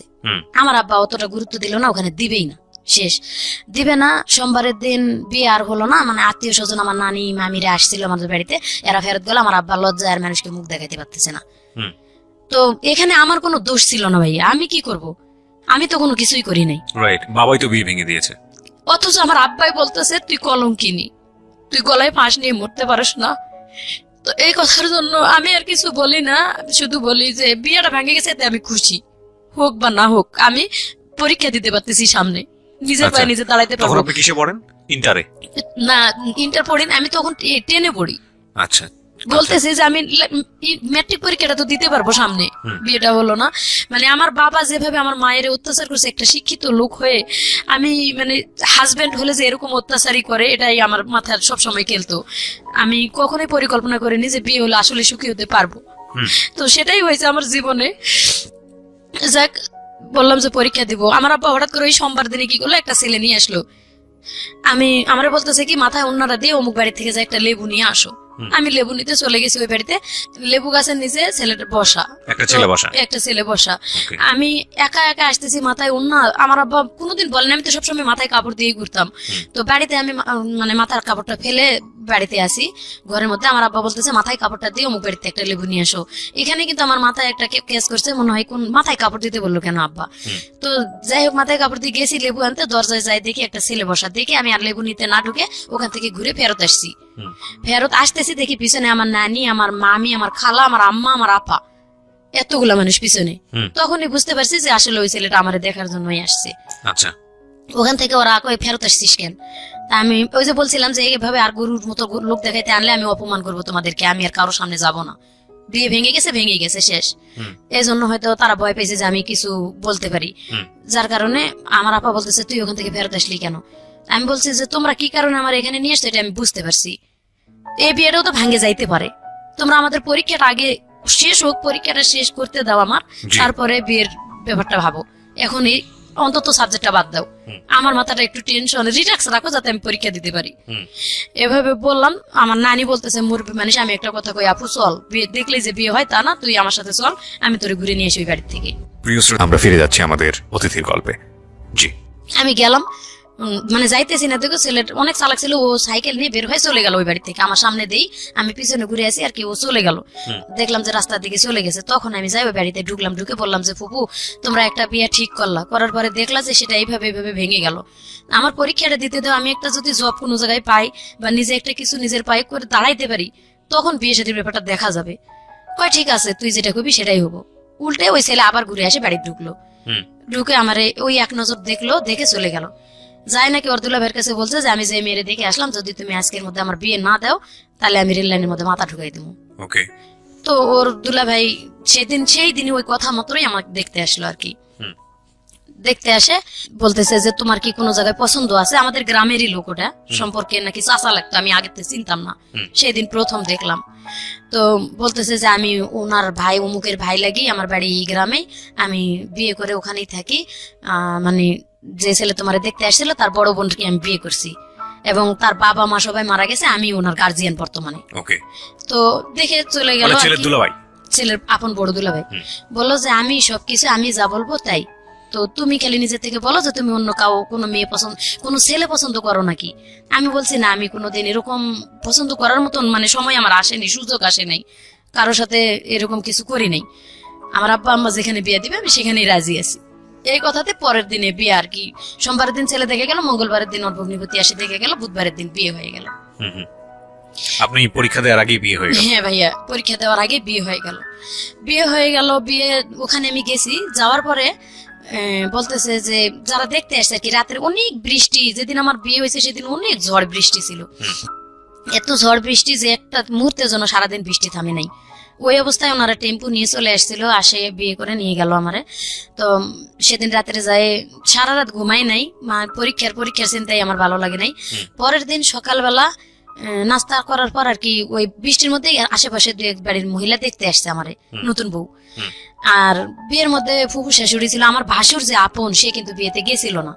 তো এখানে আমার আব্বা বলছিল যে আপন যে বড় ভাই একটা আছে সে আসলো না কেন, অবশ্যই রহস্য আছে। আসলে রহস্য ছিল দেখেই আসেনি। পরের দিন মানুষ দেখতে আসে আমারে বলতেছে যে আগের বউটাই তো ভালো ছিল। যখন এই কথাটা, মানে আমি তো একটা লেখাপড়া করা মেয়ে, আমার মাথায় একটা কেস করলো যে অবশ্যই এই লোকের আর বিয়ে হয়েছিল। তা আমি আবার, আমার ননাসের মেয়ে ছিল রেশমা, মানে আমার বিয়ে হয়ে যায় থেকে রাতের থেকে মোটামুটি ভালো আমার সাথে আসে, সাথে মিশতেছে। আমার বিয়ের 1 মাস আগে তার বিয়ে হয়ে গেছিল। তো ডাকলাম, রেশমা শোনো। বলতেছে কি মামি? আমি বললাম যে মা, আমারে যে কথাটা জিজ্ঞাসা করলো, তো মানে তোমার যে বললো যে আগের বউটাই ভালো ছিল, এই কথাটা রহস্য তুমি আমারে বলো। তোমার এটা জানে তোমার কি লাভ? আর যে মানুষগুলো বললো যে আগের বউ ভালো ছিল, কয় খালি ভালো দেখতে চেহারা ভালো হলেই হবে, এই মেয়ে কোরআন পড়া, কয়দিন পরে মেট্রিক পরীক্ষা দিবে, মেট্রিক পর্যন্ত লেখাপড়া আছে, এই কথাটা আর কি আমি শুনলাম। আমি আর আমার হাজবেন্ডের সাথে কথা বলিওনি, মানে 15 দিন যাবত বলিনি, তখন থেকে কথা বললামই না আমি। মানে 3 দিনের দিন আমার আব্বা আসে নিয়ে গেল, আসে কথা বললেন না কেন? ওই কথাটা আমার মাথায় কেস করলো যে আগে বিয়ে হয়েছিল। ও আচ্ছা আচ্ছা, ওকে। মানে মানুষে বললো যে সকালবেলা, আগে রাতের তো কথা বলার মতন সুযোগ হয়নি, বিয়ে করে নিয়ে এসে ওই আমার ননাসের বাড়িতে উঠাইলো, যার যার ঘরে সবাই যাই ঘুমাইলো। আমি আমার নানির একটা ঘর দিল, নিয়ে ঘুমাইলাম। আমার ননাস এক পাশে খাটে ঘুমাইলো, আমরা এক পাশে চৌকিতে ঘুমাইলাম। রাত পোয়ালে আর কি মানুষ দেখতে আসলো, ওই আসে ওই কথাটাই বলছে। আমার হাজবেন্ড ঘুমের থেকে উঠার আগেই আর কি এটা বললো। তখনই আমার মাথায় একটা কেমন জানি কেস করলো, আমি আমার হাজবেন্ডের সাথে কথা বললামই না। আমার হাজবেন্ড আমার আলাদা করে ঘরের মধ্যে ডাকলো একবার, তো আমি যাচ্ছি না, পরে আমার নানির সাথে করে নিয়ে গেল, কি লাগবে আমার, মানে কসমেটিক কিছু লাগবে কিনা। আমি কথা বলি নাই, বের হয়ে চলে আসছি। আর 3 দিন পরে আমার বাপের বাড়িতে আসলাম। বাপের বাড়িতে আসি আমি বললাম যে আব্বা, যে ছেলের অবশ্যই বিয়ে হয়েছিল, না হলে কেন এই কথাটা মানুষে বললো? আমার আব্বা বলতেছে যে মিথ্যা কথা কয় যদি বিয়ে দেয়, গ্রামের একটা ছেলে, আমি সহজ সরল মনে বিশ্বাস করলাম, সে যদি নিয়ে তোমার কোনো জায়গায় ফালায়, আমি এটা দেখতেছি। পরে আমার নন্দু আর কি, উনি সাথে আসছিল আমাদের, তো ওনারে ডাকে আমার আব্বা আলাদা করে জিজ্ঞাসা করছে যে দেখ, তুই হয়তো গ্রাম সম্পর্কে ভাই হ বা এখন মেয়ের নন্দু হ, যে কোনো একটা আত্মীয় কিন্তু হয়ে গেছে, তো এটা আমার সাথে মিথ্যা কথাটা বললার কোনো কারণ ছিল, কেন এটা করলা? তো ভাইয়া বলতেছে যে ওটা কোনো ব্যাপার না, মেয়ে নিজের থেকে ডিভোর্স করে চলে গেছে। আচ্ছা, তো অবশ্যই কোনো কারণ আছে, তাছাড়া তো মেয়ে ডিভোর্স করে চলে যাবে না। বলতেছে ওগুলা নিয়ে আপনার চিন্তা করার কারণ নাই, আমি আপনার মেরে নিয়ে গেছি, যদি আমার শালা ভাত না দেয় আমি ভাত দেবো। ওকে। এখানে বলে আর কি 3 দিন থাকলাম। 3 দিন পরে নিয়ে গেল শ্বশুর বাড়িতে গেলাম। আজকে যাওয়ার পরে কালকে আমার ঘর, মানে বলতেছে যে তোমরা এই যে হাড়ি পাতিল, 2টা করে হাড়ি পাতিল বের করে দিল, এটা 2টা করে, এটা তোমার আলাদা সংসার, তুমি আজকে থেকে রান্না করে খাবা। ওকে। তো যতই বাপের বাড়িতে ছোটবেলা তো অনেক কাজ করি, কিন্তু নতুন একটা সংসারে যাইতে গেলে নতুন ভাবে আমি কিছুই বুঝি না, কিভাবে রান্না করে খাবো। বাজার নাই, খরচ নাই, কিচ্ছু নাই, খালি হাড়ি পাতিল আলাদা করে দিল। আমি আমার ননাসারে যে গেলাম যে বাজার খরচ নাই, কয় তোর জামাইরে কো আনে দিক। তো আমি তো তার সাথে কথাই বলবো না, এরকম একটা আমি কথা বলিই নাই। ও নিজে থেকে বাজার করে নিয়ে আসলো আর কি। আমি ওটা শুনলো যে কিভাবে কি রান্না করব, বাজার করে নিয়ে আসলো, নিয়ে এসে দিল, রান্না করলাম। ওই 1 কেজি চাল, 1 কেজি ডাল, 8 আনা 4 আনা লবণ, এরকম করে আর কি বাজার করে আনে দিল গ্রামের দোকান থেকে। তো ওইভাবে আর কি সেদিন রান্না করে দিলাম। আমি রান্না করে খাইতেও ডাকি নেই সেদিন, ওর মতো ও উঠাই নিয়ে খাইলো। এবং পরের দিন ও নিজে থেকেই বাজার করে, আমি রান্নাও করলাম না, আমার এবার রান্না করে ওই খাওয়াইলো। মানে আমি এতটা মানে ব্রেনে চাপ দিয়ে যাচ্ছি, এর মধ্যে আমার ননাস কয় কি ডাক দিয়া কয় তোর বাপের বাড়ি থেকে টাকা নিয়ে এসে জায়গা কিনে বাড়ি করতো। কয়দিনের? এটা মনে হয় 4 দিন 5 দিনের দিন। বলতেছে যে তুই জায়গা কিনে তোর বাপের কাছ থেকে টাকা আনে জায়গা কিনে তোরা বাড়ি কর। আর তখন জায়গার দাম 500 টাকা শতাংশ। 97 সালে শেষের দিকে আমার বিয়ে হয়েছিল, তো 500 টাকা শতাংশ। কিন্তু ওই জ্ঞানটাও তো আমার ছিল না যে কি বলতেছে ওরা, যে বাড়িঘর দেখে বিয়ে দিছে এটাই আমার শ্বশুরের আসল বাড়িঘর, কিন্তু ওটা ওরা লিখে নিছে আগে, এবং এটা ওরা ফ্যামিলি সবাই জানে। এই জন্যই আমার ভাসুর আমার বিয়েতে আসেনি, বলছিল যে তুই জায়গা কিনে বাড়ি করবি তারপর বিয়ে করবি। আচ্ছা, আমি যখন কান্দাকাটি করছি তখন আমার ভাসুর এই কথাটা শুনে আর কি বলছিল, আমার জাল আমারে ডাকে নিয়ে গেল, আমি অনেক কাঁদতেছি, আমার জাল ডাকে নিয়ে গেছে যে তুই কাঁদতেছিস কেন। তো আমার হাজবেন্ড আমারে বারবার জিজ্ঞাসা করতেছে তুমি কান্দো কেন, আমি তার সাথে একদম কথাই বলি না। তখন ভাই বউর কাছে যাই বলছে আরেক বাড়িতে, ভাই বউ আসে আমার ডাকে নিয়ে গেছে যে মুর্শিদা তোর কি হয়েছে, আয় আমার কাছে, কি হয়েছে বল। আমি বলছি যে আপা আমার এইভাবে বলছে যে জায়গা নাকি কিনে বাড়ি করতে হবে। তখন আমারে ভাঙে বললো ঘটনাটা, আসলে ওর বিয়ে করছিল, বিয়ে করে ওর ভালো ছিল না, যার কারণে আমার শ্বশুর মরার আগেই ওর যে সম্পদটুকু এটা ছোট বোনের নামে লিখে দিছিল, এবং ছোট বোনকে বলছিল যে তুই তোর ভাইরে এই জায়গাটা ছাড়ে দিবি বাড়ি করার জন্য। সে না দিয়ে ওটা ছোট বোন বিক্রি করে আর কি তার হাজবেন্ড দিছে। এখন তোমাদের আসলে জায়গা বলতে কিচ্ছু নাই, তুমি জায়গা কিনেই বাড়ি করতে হবে। কিন্তু ওর টাকা পয়সা আছে, কোথায় আছে টাকা পয়সা, কয় ওর এই যে এই দুলাভাইয়ের কাছেই 15,000 টাকার মতো রাস্তার কাজ হয়েছে, ও কাজ করে টাকা রাখছে, ওই টাকা নিয়ে ওর সাথে আগেও গন্ডগোল হয়েছে, এই জন্য তোমার ভাসুর বিয়েতে যায় নাই। বলছিল যে তোর টাকা আছে জায়গা কিনে বাড়ি করে তুই বিয়ে কর। তো ওটা শুনে নাই যখন, এই জন্য তোর ভাসুর বিয়েতে গেল না। তা আমি আবার মানে বাধ্য হয়ে তখন আমি আমার বাপের বাড়িতে গেলাম। আবার সেদিন আমি আমার ননাসের কাছে বললাম যে আপনার ভাই বলেন আমাকে নিয়ে যায়, তুই আসুক, আমি আমার বাপে বলে টাকা নিয়ে আসবো। এই কথা আমার মেন রহস্য, আমি যে আমার আব্বার কাছে আবার ঘটনাগুলো খুলে বলবো। আস্তে আস্তে একটা করে সমস্যা বাড়তেছে। প্রথম হিসেবে বিয়ে করছে, দ্বিতীয়ত জায়গা জমি নেই, বাড়ি ঘড়ি নেই। তো আমার আব্বাকে যাই যখনই বললাম যে আব্বা 15 দিনের জায়গা এটা, গেলাম বাপের বাড়িতে, তো আব্বা বলতেছে যে জায়গা জমি যখন নাই, আমার এখানে অনেক জায়গা আছে, তোমরা এখানে বাড়ি করে থাকবা, যদি ছেলে ভালো হয়, আর যদি দেখি ছেলের কোনো দোষ আছে তা আমি সময় থাকতে তোমার ডিভোর্স করে অন্য জায়গায় বিয়ে দিয়ে দেবো। এটা 15 দিনের মাথায় আব্বা বললো।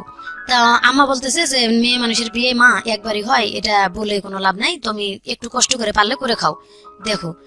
তো তখন আমি আবার আমার হাজবেন্ডের সাথে আমার বাপের বাড়িতে এসে কথাও বললাম, বা আমাদের মধ্যে মিলামিশাও হলো। পরে আমি বুঝাইলাম যে জায়গার যখন দাম কম আছে, বাপের বাড়িতে থাকার থেকে আসলে নিজের ওইখানে জায়গা কিনে বাড়ি করা ভালো। তা আমার আব্বা কি দিতে চাইছে, তোমার ভগ্নিপতিরে ডাকো, এখানে কি টাকা দিতে চাই বা কি দেয় আমার আব্বার কাছে। আমি কিন্তু আমার আব্বার সাথে ওই আগের থেকে একটু কথা, যখন আমার খুব মারধর করতো তখন থেকে কথা কম বলতাম, আব্বার সাথে কথা বলি না বললে চলে। ওই বিয়ের পরে যাই খালি একটা কথাই বললাম যে আব্বা কোন বাড়িতে আমার বিয়ে দিলা, এই কথা মানুষে বলে, আর তারপরেও কথা বলি নাই। এই যে আমার আম্মার সাথে বললাম, আম্মা বলতেছে তোমার টেনশন করা লাগবে না, আমি দেখি এটা। পরে আব্বা আমার আম্মার কাছে বলে দিচ্ছে যে আমার জায়গা জমি আছে, ওরা এখানে বাড়ি নিজেরা পরিশ্রম করে ওদের টাকা দিয়ে বাড়ি করুক, আমি জায়গা ছেড়ে দেবো। এই যে আমার জামাইয়ের শুরু হলো এখান থেকে, মানে বাদাম মাপনা, বিয়ের পরের থেকেই কোনো কাজ কাম করে না। তো আমার আম্মা আজকে আমার দুলাভাইয়ের সাথে পাঠাই 40 টাকা হাজিরা, দিন হাজিরা কাজ করতো। তখন 40 টাকার কাজ করলেও কিন্তু 20 টাকা খরচ করে 20 টাকা থাকতো, কিন্তু একদিন কাজ করলে আর 7 দিন কাজ করে না। আর গাঁজাখোর ছেলেদের সাথে ঘোরাফেরা, প্রায় শোনা যায় যে সে গাঁজা খায়। কিন্তু আমি এটা মানে খেয়াল করতে পারিনি, আমি তো তখন ছোট মানুষ, একেবারে বেশি বড় না, এতটা বুঝার মতো জ্ঞান নাই। তো আমি বলি, মানুষ আসে আমার বলে আপু বুবু, গ্রামের ভাষা বলে তো বুবু, বুবু দুলাভাইয়ের অমুক জায়গায় দেখে আসছে গাঁজা টানতে। তো আসলে আমি সুন্দর মতন বললেই, মানে মায়ের বাড়িতেই আমার রাত্রে যদি বিছানায় শুয়ে আমি বলতে যাই কথাটা, আমার পাও দিয়ে গুড়ি দেয় অথবা লাগতে খাটের উপর থেকে ফালাই দেয়, মারে। এই কথাটা আমি আব্বা আমারে বলি নাই প্রথম অবস্থায়, আমারে মারে, আমি ওখানেই চেক দিয়ে থাকি, মারে ওখানেই চেক দিয়ে থাকি, এবং ওর পাও ধরে ধরে বলি প্লিজ ভাই তুমি একটু ভালো হও, আবার তোমার একটা ওয়াইফ কিন্তু ভালো, এই যে তুমি যদি ভালো থাকতা তাহলে কিন্তু যাইতো না, এই কারণেই হয়তো গেছে। এইটা বললে আরো বেশি মার, তুই ওটা দেখতে যাস কেন, আমার আগের ওয়াইফ ছিল। এই যে শুরু হয়ে গেল, তার মানে বেগ রিপোর্টটা ওখান থেকে আমি পাইলাম। আর আমার বিয়ের 2 মাস পরে আমার প্রথম বাচ্চা ফেটে আসছে। আমি বাপের বাড়িতে থাকতেছি এভাবে 8-9 মাস আর কি। ও কোনো কাজই করে না। আমার ছোট যে 2 ভাই ছিল, সবার ছোটটা কাজ করতো না, কিন্তু আমার ছোট যেটা ওটা ব্রাক স্কুলে পড়তো যখন আমার বিয়ে। তো ব্রাক স্কুল থেকে লেখাপড়া করার পরে বিকেল বেলা মাঝে মাঝে দুলাভাইয়ের সাথে যাই, খোয়া টোয়া ভাঙতো। তো ওরে যাইতে কইতো আম্মা, ও ভাঙতো না। আম্মা আলাদা করে দিল যে তোমরা তোমাদের মতন বাজার খরচ যা করে খাইতে পারো তোমরা খাও। ও তো কাজই করে না, আমারে খাওয়াবে কোথা থেকে। এইভাবে দুলাভাই টানে টানে নিয়ে যায়, একদিন কাজ করলে আর 4 দিন করে না, একদিন করলে আর 4 দিন করে না। মানে এমন একটা সিচুয়েশনে আসলো, আমার আব্বা আমার পেটের বাচ্চা নষ্ট করে আমার ডিভোর্স করাবে। আমার বাবা এটা করতে যাচ্ছে, আমার হসপিটাল নিয়ে যাবে। রাত্রে আমার হাজবেন্ড বুঝতে পারছে যে কালকে আমার হসপিটাল নিয়ে যাবে। আমি শুকায়ে মেরা হয়ে গেছি, একবারে খাইতে পারি না, একে তো আর প্রথম বাচ্চা পেটে এসছে, আমি বুঝি না কোনো কিছুই। বমি আসে এবং যেটুকু খাই ওটুকু বমি হয়ে যায়, ভালো মন্দ কোনো খাবার নাই। আর আম্মার ভাত আমি রাগ করে খাই না। আমার আম্মা আমার জামাইরে মানে অনেক খারাপ ভাষা করে বকাবকি করে, যে কুইরা খাটে না, বাদাইম্মা, এটা সেটা অনেক কিছু খারাপ করে বকে। আমার এটা শুনতে খারাপ লাগে, বিয়ে তো তোমরাই দিছো, কেন আগে দেখলা না? আর আমার ভাত রেখে তুই যায় পাতিলে আম্মা, যে এই ভাতটুকু উঠাই নিয়ে তুই খাই থাকবি, ওরে ভাত দিবি না। ও ভাতটুকু পাতিল থেকে উঠায় মা খায়, আমার কয় কি আয় তোরে হাত দিয়ে তুলে খাওয়াই দিই, আমিও খাই।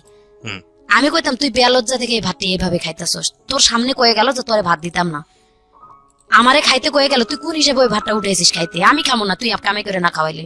আমার মায়ের ভাত আমি খামো না, তুই খাস কে? কয় যতক্ষণ আছে ততক্ষণ খামো, যখন থাকবো না তখন খামো না। মানে এমন বেলজ্জা। ওকে।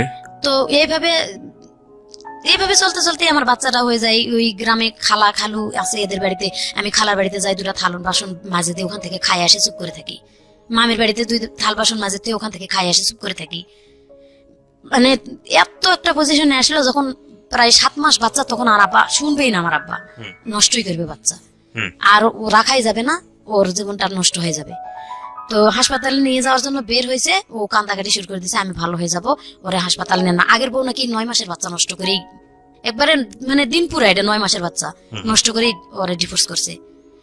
তো সেই হিসাবে ও জানে, এটা ওর অভিজ্ঞতা আছে, বলতেছে যে 7 মাসের বাচ্চাটা নষ্ট করে তোমারও মায়েরা ফেলাবে তোমার আব্বা আম্মা, তুমি একটা বুদ্ধি করো, আমরা এখান থেকে চলে যাই। আমি কই না, আমি এখান থেকে তুমি ভালো না হওয়া পর্যন্ত আমি চলে যাবো না, আমি বাপের বাড়িতে থাকবো, আমি তো এখানে আর ওর বাড়িতে 2-1টা থাল বাসন ধুয়ে খাইতে পারতেছি।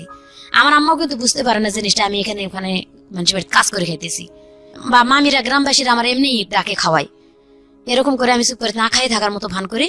এভাবে থাকতে থাকতে বাচ্চাটা হয়ে গেল। বাচ্চাটা হওয়ার পরে 5 দিন পর্যন্ত আমার আম্মার ঘরে খাইলাম। 5 দিনের পরে ওরে বকাবকি শুরু করলো, ও চলে গেল। নতুন একটা সাইকেল কিনে দিল আম্মা, কিস্তি তুলে বললো একটা সাইকেল কিনে দিলাম, তুমি রাজমিস্ত্রি কাজ করো আমার বড় জামাইয়ের সাথে, বড় জামাই কাজ করে, ওদের সাথে কাজ করলে তুমি যে হাজিরা পাবা অন্তত 7 দিন পরে 40 টাকা কিস্তি চালাতে পারবা, আর সংসারও চালাতে পারবা, বাচ্চা হয়েছে যেহেতু। ও 1 সপ্তাহ মনে হয় ঠিক মতো চালালে, প্রথম 1টা কিস্তি নাকি 2টা কিস্তি ঠিক মতো দিছে, আমার মনে নাই। তারপরে ও সাইকেলটা নিয়ে কাজ করার উচিলে বের হয়ে চলে গেছে। আচ্ছা। যায় আর আসেনি, বাড়িতে আসে নাই। আমি তখন কিন্তু আতুর ঘরে, আমার আব্বাও তখন বাড়িতে নাই। আমার আব্বা আগে থেকেই মাঝে মাঝে বাড়িতে থাকতো না, 4-5 মাস। আমার বাচ্চা যে সময় হয়েছে ওই সময় আমার আব্বা বাড়িতে নেই। ওকে।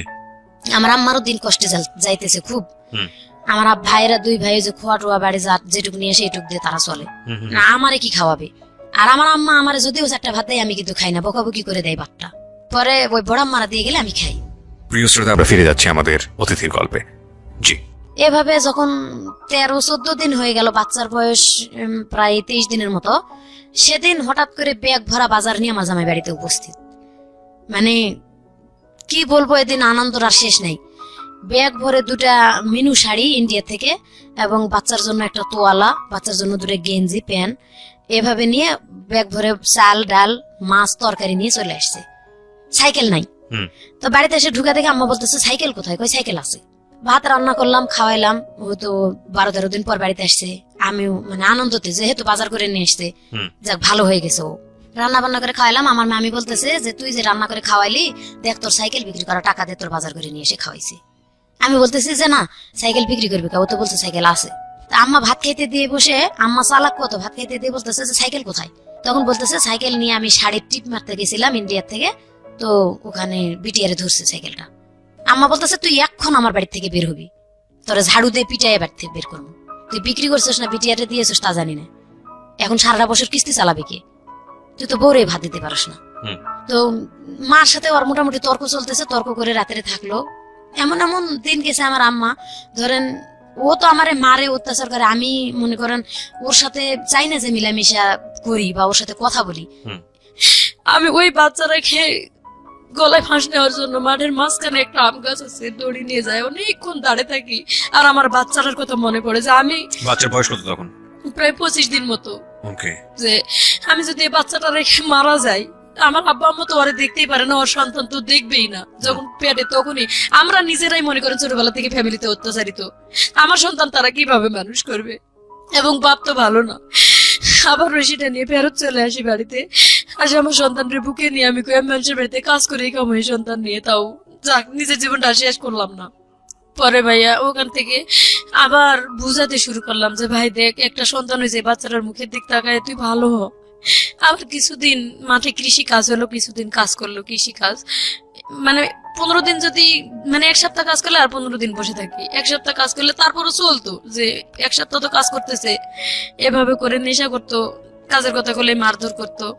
এভাবে আমি একটা মানে কিস্তি থেকে আমি টাকা উঠাইলাম, উঠাই ভ্যান কিনে দিলাম একটা, হুম। যে এই ভ্যানটা চালাও, অন্তত একবেলা চালাইলে আর একবেলা বসে থাকলেও দিন চলবে। হুম। তো ভ্যান প্রায় মাস 3 মতো চালালো, মোটামুটি ভালো চললো ওই সময়টা, ওই 3টা মাস মোটামুটি আর কি চলে। এভাবে কিস্তি চালাইতে থাকলো। 3 মাস পরে ভ্যান থেকে বলতেছে এখন ভ্যানে ইনকাম কম, আমি ওই যে কাঠ ফাড়ে যে মিলে, আমি কাঠ ফাড়া কাজ করতে যাব, আর হচ্ছে ভ্যানটা ঘরে তালা মারে দিয়ে যাই। ঘরে তালা মারে দিয়ে ও কাঠ ফাড়া কাজে 1 সপ্তাহের মতন কাজ করলো। আমার আব্বা কি করছে, ওই ভ্যানের চাবিটা আমার কাছ থেকে কয়েছে, ভ্যানের চাবিটা দেও তো। কি করতে কয় কুশারের, আমার আব্বা কুশার আবাদ করতো, বলছে কুশারের পাতাগুলো আনা লাগবে ভ্যানে করে খেতেতে। আমি চাবি বের করে দিয়ে খালার বাড়ি যাই বসে আছি, আম্মা যাই বলতেছে তোর আব্বা যে ভ্যান বিক্রি করতে নিয়ে গেছে তুই জানিস? আমি বলছি আমারে তো বলছে কুশারের পাতা আনবে, ভ্যান যে বিক্রি করতে যাবে এটা তো আমারে বলে নাই। আর জামাই যেরকম শ্বশুর সেরকম, ওই আসলেই তো লাগবে এখন ঝগড়াটা। মোটামুটি আম্মার সাথে আমার ভালো হয়ে যাবে তর্ক, যে সময় নিয়ে যাই তুমি আমারে বললা না কে। আম্মা আবার বলতেছে যে তুমি চাবি দিছো কে। এভাবে তর্ক করে থাকলাম। রাতে আমার জামাই আসলো, আব্বাও ভ্যান বিক্রি করে চলে আসলো। তো আমার জামাইরে ডাকে বলতেছে যে জামাই রাগারাগি করেন না, ভ্যানটা আমি বিক্রি করে আসছি, 2800 টাকাতে বিক্রি করছি, কুশারের সার দেবো, 15 দিন পর আমার কিস্তি উঠবে একটা, ওখান থেকে টাকা তুলে ভ্যান কিনে দেবো। যাক, ওই 15 দিন অসুখ করে থাকলো। যেদিন 15 দিন হয়েছে সেই দিন কিস্তি উঠার খবর নাই, ভ্যান কেনারও খবর নাই। এখন রাত্রে যায় বিরাট গন্ডগোল লাগিয়ে দিল বাড়িতে, আজকে আমার ভ্যান কিনে দিতে হবে, যেভাবেই হোক ভ্যান কিনে দিতে হবে। এখন আমি কিস্তি তুলছি, আমার তো টেনশন এদিকে যে ও ঠিক মতো এমনিতেই পরিশ্রম করে না, এদিকে আবার ভ্যান বিক্রি করে দিল আব্বা। ওই 15 দিন পরে এমন গন্ডগোল লাগলো, ঝগড়ার ঠেলায় ঘর থেকে আমার আব্বা হাড়ি পেতিল সহ আমার বের করে দিল। আমার বাড়িতে আর জায়গায় দিবে না। আমি যে আলাদা ঘরে থাকতাম, আমার জিনিসপত্র সব বের করে উঠানের মধ্যে ছুড়ে ফেলে দিছে।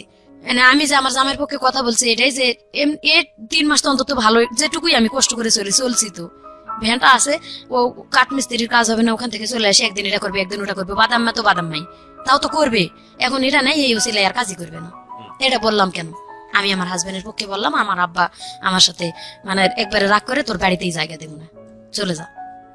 পরের দিন সকালবেলা আমি আমার ছোট বাচ্চাটা নিয়ে, তখন প্রায় বাচ্চার বয়স মনে হয় 1.5 বছরের মতন হয়েছিল আর কি। সেই সময় আমি হাড়ি পাতিল গুলা বের করে দিয়েছি, আমি আমার খোলার মধ্যে নিয়ে বসে আছি হাড়ি পাতিল গুলা। তো আমাদের এলাকার ফিজুল চেয়ারম্যান আমার চাচা লাগে, আমার আব্বার বন্ধু আর কি। তো উনি আসছে, উনি অনেক ভালো মানুষ, গ্রামে আসে গরিব মানুষের খোঁজ খবর নিতে। কেন আসছিল গ্রামে জানি না, কে জানি বলছে যে মহাশয় নরমেয়ের বাড়ি থেকে বের করে দিছে। তো আসেও খোলার মধ্যে আমার জিজ্ঞাসা করতেছে যে মা ছাড়া ডাকতো না, আসে বলতেছে যে কিরে মা তুই এগুলা নিয়ে এখানে বসে আছিস কেন? আমি শুধু কান্দেই যাচ্ছি, আমি কোনো কথাই বলি না, আমি কাঁদতেইছি। আমার বড় মা বের হয় বলতেছে যে ভাই মেয়েটা ছোটবেলা থেকে তো শান্তি পেলই না, বিয়ের পরে এমন একটা হাজবেন্ড পাইছে, সেটা ওই যে এরকম বাদেম্মা, ওই যে এই কাহিনী, ভ্যান বিক্রি করে ওর বাপে নিছে, জামাই গন্ডগোল করছে, এখন মেয়েরে দিছে বাড়িতে বের করে। তা আব্বারে ওই ফিজুল চাচা ডাক দিয়ে বলতেছে যে কিরে ভাই মহাসিন এদিক শুনে যা দেখি কি হয়েছে। আমার আব্বা বের হয়ে আসে বলতেছে যে হ্যাঁ চেয়ারম্যানের কাছে যখন বিচার দিছিস ভালোই কাজ করছিস বেটি, আমারে বলে। অথচ আমি কিন্তু কোনো কথা বলিনি ভাইয়া। বলতেছে বিচার যখন দিছিস তো তোর আজকে থেকে তোর কপাল ভাঙ্গা, যা, টাকা তো আমি দেবই, তো তোরে আমি ত্যায্য করে দেবো, আর না হলে হাজবেন্ড ছাড়তে হবে। ওই মুহূর্তে মানে সেই দিন চেয়ারম্যান বললো যে টাকা দিবি, ঠিক আছে, আমার বিচার তো মেয়ে দেয় নাই, তুই ভাই কি অন্যায় করছিস না করছিস সেটা তুই নিজেই জানিস না। এই মেয়েটা এত ছোট বাচ্চার মা, তুই কিভাবে বের করে দিলি মেয়েটার ঘর থেকে? জানিস তো তার হাজবেন্ড ভালো না, মেয়েকে নিজে নিজে বিয়ে করছিল না তুই দিছিলি? কয় আমি দিছিলাম। এইভাবে যখন মানে চেয়ারম্যান চাচা বলে যাওয়ার সাথে সাথে বললো যে আমি টাকা দিলে ভোট অফিসের মাধ্যমে দেবো, এবং চেয়ারম্যানও বললেন ঠিক আছে ওই আমার মাধ্যমে দিলে আমার মাধ্যমে দিস, কালকে মানে চেয়ারম্যানের হাতে দিবে বলছে ভোট অফিসের মাধ্যমে দিস। এটা এক রাতের মধ্যে আমার আব্বার মাথায় কি শয়তানি চাপছে, উনি একটা ডিভোর্স পেপার লিখছে, একটা মানে বাবাকে ত্যায্য করার জন্য লিখছে, হয় যদি আমি হাজবেন্ড চাই তাহলে বাবাকে ত্যায্য করে দিতে হবে, ওখানে একটা সিগনেচার করতে হবে স্ট্যাম্পে, আর যদি মানে হাজবেন্ড চাই তাহলে, হাজবেন্ড না চাই তাহলে হাজবেন্ডকে ডিভোর্স করতে হবে। এটা চেয়ারম্যানের কাছে নিয়ে যায়, শো করছে। চেয়ারম্যান বলছে যে এক রাতের মধ্যে তো ভালো খেলা খেলছো তুমি, ঠিক আছে মেয়ে, আমি মেয়ের পাশে আছি, মেয়ে তুমি করো, তোমার বাবার ইতে সিগনেচার দিয়ে যাও যে বাবা, যদি বাবা পারে তোমার ত্যাগ করতে তুমি পারবা না কেন? তো অনেকটা মানে ছোটবেলার অনেক ইতিহাস গুলা সেই সময় মনে পড়ছিল, চিন্তা ভাবনা করে স্বাক্ষর দিয়ে গেছি। আর আমি ওইখানে যে এমন চিৎকার বাড়ি কাঁদছি, আমার আপন যেটা ওখানে ছিল বড়াব্বা, আমরা বড়াব্বা ডাকি, বড়াব্বা আমার মেয়েরে কোলে নিয়ে বড়াব্বাও কান্দা শুরু করে দিল, আমিও কাঁদতেছি একদিকে, বড়াব্বা একদিকে কাঁদতেছে। আর চেয়ারম্যান বলতেছে যে হাই হাই রে মহসিন, মানে এত বড় একটা কাজ তুমি করতে পারলা, সামান্য কয়টা টাকা, তাও মেয়ের কাছে ধার করা টাকা তুমি নিছো, ওটা মানে তোমার টাকা তো দিলাই না, তুমি তোমার টাকা, যৌতুক তো দেয় নাই কোনো কিচ্ছু, মানে বিয়ের রাতে যা চুক্তি হয়েছিল ওখানেই মাপ, আমি তো চলেই আসলাম, এই জন্য আর কিছু দেয় নাই। তো যাক আলহামদুলিল্লাহ, আমি বললাম যে এখান থেকে আমি সরলাম, পরে গ্রামে এক বাড়িতে আরেক বাড়ি থেকে আরেক বাড়ি থেকে আরেক বাড়ি থেকে এরকম মানে মানুষের বাড়ি বাড়ি থাকা শুরু করে দিলাম, আচ্ছা বাপের বাড়ি থেকে বের হয়ে। আচ্ছা, তো হাজবেন্ড তখন কি করছিল? হাজবেন্ড তখন ওই একদিন কাজ করে, ওই একই অবস্থায় রাজমিস্ত্রির কাজ, মানে লেবারি। হাজবেন্ড কি সবাই মানুষের বাড়িতে থাকছিলেন নাকি? হ্যাঁ, ওকে আচ্ছা। নিয়েই আর কি শুরু করলাম ওর সাথে। তখন সবাই বুঝাইলো ওই বুড়ো অফিসের মাধ্যমে যে তুমি যদি এই স্ত্রী নিয়ে করে খাইতে না পারো, তো আর জীবনে কোনো মেয়ে নিয়ে করে খাইতে পারবা না, আচ্ছা আর তুমি একটা পুরুষ পুরুষ হইতে শিখো। তো ও বললো যে আজকের পর থেকে আমি চেষ্টা করবো ওরে কিছু করে খাওয়ানোর জন্য, যেহেতু বলতেছে যে তোমার জন্য সে বাপকে ত্যাগ করে দিল, তুমি যদি এই মেয়েটাকে রাস্তায় ফেলে দাও তাহলে বুঝবো তুমি ও মানুষ একটা। আচ্ছা এভাবে বলার পরে ও বললো ঠিক আছে আমি যেখানে থাকবো ওরে নিয়েই থাকবো। তো আমাদের গ্রামে একজন লোক থাকতে দিল, একটা চৌকি কিনলাম ভাইয়া, চৌকি কিনে সেই চৌকির মাপে আর কি পলিথিন দুই পাশে দিয়ে বাঁশ দিয়ে বাঁধে মোড়াই রাখতাম, দিনের বেলা, রাতের বেলা পলিথিন ফলাই ঘুমাইতাম। খাবার দাবার তাদের ঘরে রাখতাম, তারা তালা দিয়ে যতক্ষণ যাইতো এদিক সেদিক কাজ করতে গ্রামের মানুষ, আবার যখন আসতো ততক্ষণে ঘর খুলে খাইতাম, কিন্তু ওই থাকাটা বাহিরে আর কি বারান্দায়। আচ্ছা এভাবে থাকতে শুরু করলাম, কিন্তু 2-3-4 দিন কাজ করে আর করে না, 2-3-4 দিন কাজ করে ওই একই অবস্থায় চলতে লাগলো। এভাবে মানে আমার আব্বা মানুষের কাছে শুনে কয় এই মেয়ের কপালে অনেক দুর্গতি আছে। মানে হাজবেন্ডকে আমি বললাম যে ভাই তুমি এখনো দেখো এই কথাগুলা তোমার শরীরে কি হিট করে না, এগুলা হিট করেও তো তুমি কিছু করতে পারো। এইভাবে বলার পরে যাই হোক ওখান থেকে মানুষের বাড়ি থেকে থাকতে থাকতে এখানে প্রায় 3 মাস থাকলাম আর কি, একই অবস্থায়। সে কাজ করে না দেখে বাবা এই ধরনের ভাষা ইউজ করে, বললাম যে এখান থেকে আমি সরে চলে যাব, হয় তুমি যদি তোমার এলাকায় নিয়ে আমারে করে খাইতে পারো। আর ওই ভগ্নিপতিরে আর কি ফোন দিলাম, ফোন তো না খবর দিলাম, তখন ফোন ছিল না, মানুষের দিয়ে খবর দিছি যে জুলা ভাইয়ের একটু আসতে বললেন, যদি মানে আমারে নিয়ে এভাবে সে যদি চেক দিতে পারে, বলছি যে আমার সালানা বাদ দিলে আমি দেবো, তো উনি যদি আমার জায়গা দেয় আমি ওনার ওখানে যাই থাকবো। ওনার ওখানে বাড়িতে যাই থাকা শুরু করে দিলাম, ওনার উঠানে ঘর করে দিল একটা টিনের, এবং তুই যদি প্রাইভেট পড়ে কিছু চালাইতে পারোস তাহলে এখানে কিন্তু টাকাটা জমা হইতেছে, এটাতে জায়গা কিনে বাড়ি করতে পারবি। তো যাক দিল ভাই আলহামদুলিল্লাহ আমি এভাবেই করবো। ওনার উঠানে থাকে আমি গ্রামের বাচ্চাদেরকে প্রাইভেট পড়া শুরু করে দিলাম। যখন প্রাইভেট রেজাল্ট দেখা গেল যে প্রাইমারি স্কুলের ছাত্রদেরকে ভালোই পড়াইতে পারতেছি, তো ওখান থেকে আমি একটা পাইলাম, শিশু শ্রেণী স্কুল চালাইলাম, ব্রাক শিশু শ্রেণী স্কুল চালানো শুরু করলাম এবং পাশাপাশি বাচ্চাদেরকে প্রাইভেট পড়ানো। এইভাবে আমি একটু পজিশনে উঠা শুরু করে দিলাম। তখন আমি করলাম যে আমার জায়গা কিনতে হবে, ওই যে লাইফের এখান থেকে শুরু। আমি মানে জায়গা কিনলাম, পরে মানে কিস্তি উঠে অর্ধেক টাকা দিয়ে জায়গা নিলাম, এখানে 3 বছর ঘর করে থাকলাম। আমার হাজবেন্ড কোন রকম হেল্প করলো না আমারে। তো যখন আস্তে আস্তে 3 বছর পার হয়ে গেল কিন্তু জায়গা রেজিস্ট্রি হয় না, আমার হাজবেন্ড গুরুত্ব দেয় না, আমার খরচপাতিও দেয় না, আমি বাচ্চা নিয়ে নিজেই চলতে পারি না, কিস্তি চালাইতে পারি না, এভাবে মানে বেতন তখন কম শিশু শ্রেণীর। মানে কোরআন শরীফ পড়াইতাম গ্রামের বাচ্চাদেরকে, তারা ঠিক মতো বেতনও দিতে চাইতো না। পরে মানুষের বাড়িতে ধান সিদ্ধ করা শুরু করে দিলাম, যে সিজনারি একটা ধান সিদ্ধ করলে তারা একটা করে কাপড় দেয়, 2 বাড়িতে করলে 2টা কাপড় দেয়, কিন্তু এক সিজনে 2 বাড়িতে করা যায় না, এক বাড়িতে করলাম এবং স্কুল চালাই এর মধ্যে আবার সবকিছু করা শুরু করে দিলাম। এরকম করে জায়গাটুকু যেভাবে আটকাইলাম, 3 বছর পরে ওনারা জায়গাটা আরেকজনের রেজিস্ট্রি দিল। ওই জায়গা ওখান থেকে রেজিস্ট্রি দেওয়ার পর আঘাতের পর আঘাতই পাচ্ছি ভাইয়া। আমার বাপের বললাম একটু হেল্প করতে, আমার বাপ কোনো হেল্প করলো না। তো ওখান থেকে আবার ওই জায়গাটা যখন ওরা ফেরত আরেকজনের রেজিস্ট্রি দেয়, আমি তাদেরকে গ্রামের মাধ্যমে একটা বিচার দিলাম যে আমারে না বলে কেন জায়গাটা অন্য কারো রেজিস্ট্রি দেওয়া হলো, যখন আমি ঘর করে থাকতেছি এখানে, সেটা বেড়া দিয়ে ঘর করেছিলাম। তো ওখানে আমার ছোট মেয়েটা পেটে আসলো, ছোট মেয়ে পেটে থাকাকালীন আমি মানে বাচ্চা পেটে নিয়ে আমি কোথাও যাবো না যাবো, 1টা বছর আবার ওরা থাকতে সময় দিল। এই 1 বছর আমার হাজবেন্ডের অনেক বুঝাইলাম যে ভাই তুমি আরেকটু কিছু করো যাতে জায়গা, আমি কেবল তো একটু পজিশনে আসছি।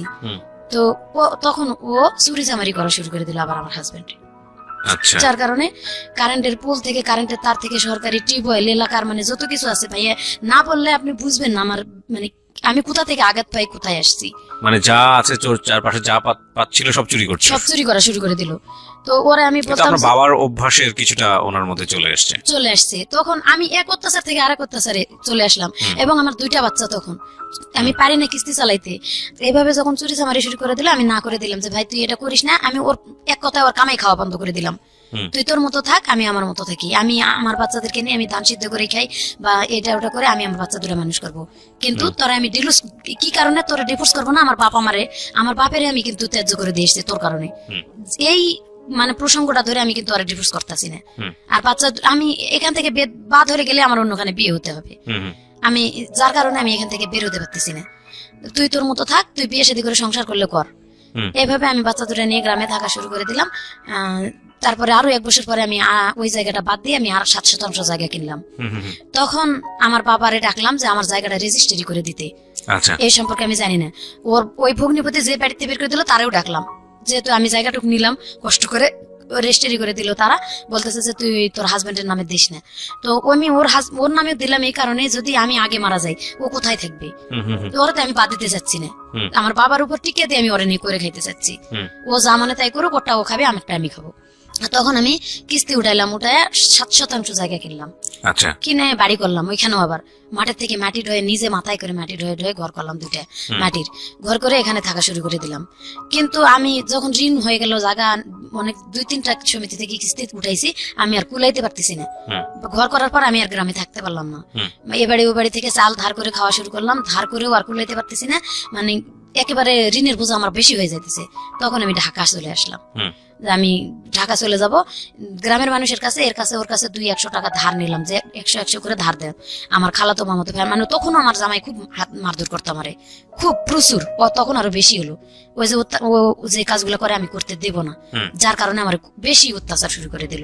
প্রিয় শ্রোতা, আপনারা শুনছেন প্রাণ মিস্টার ম্যাঙ্গো ক্যান্ডি প্রেজেন্স জীবন গল্প।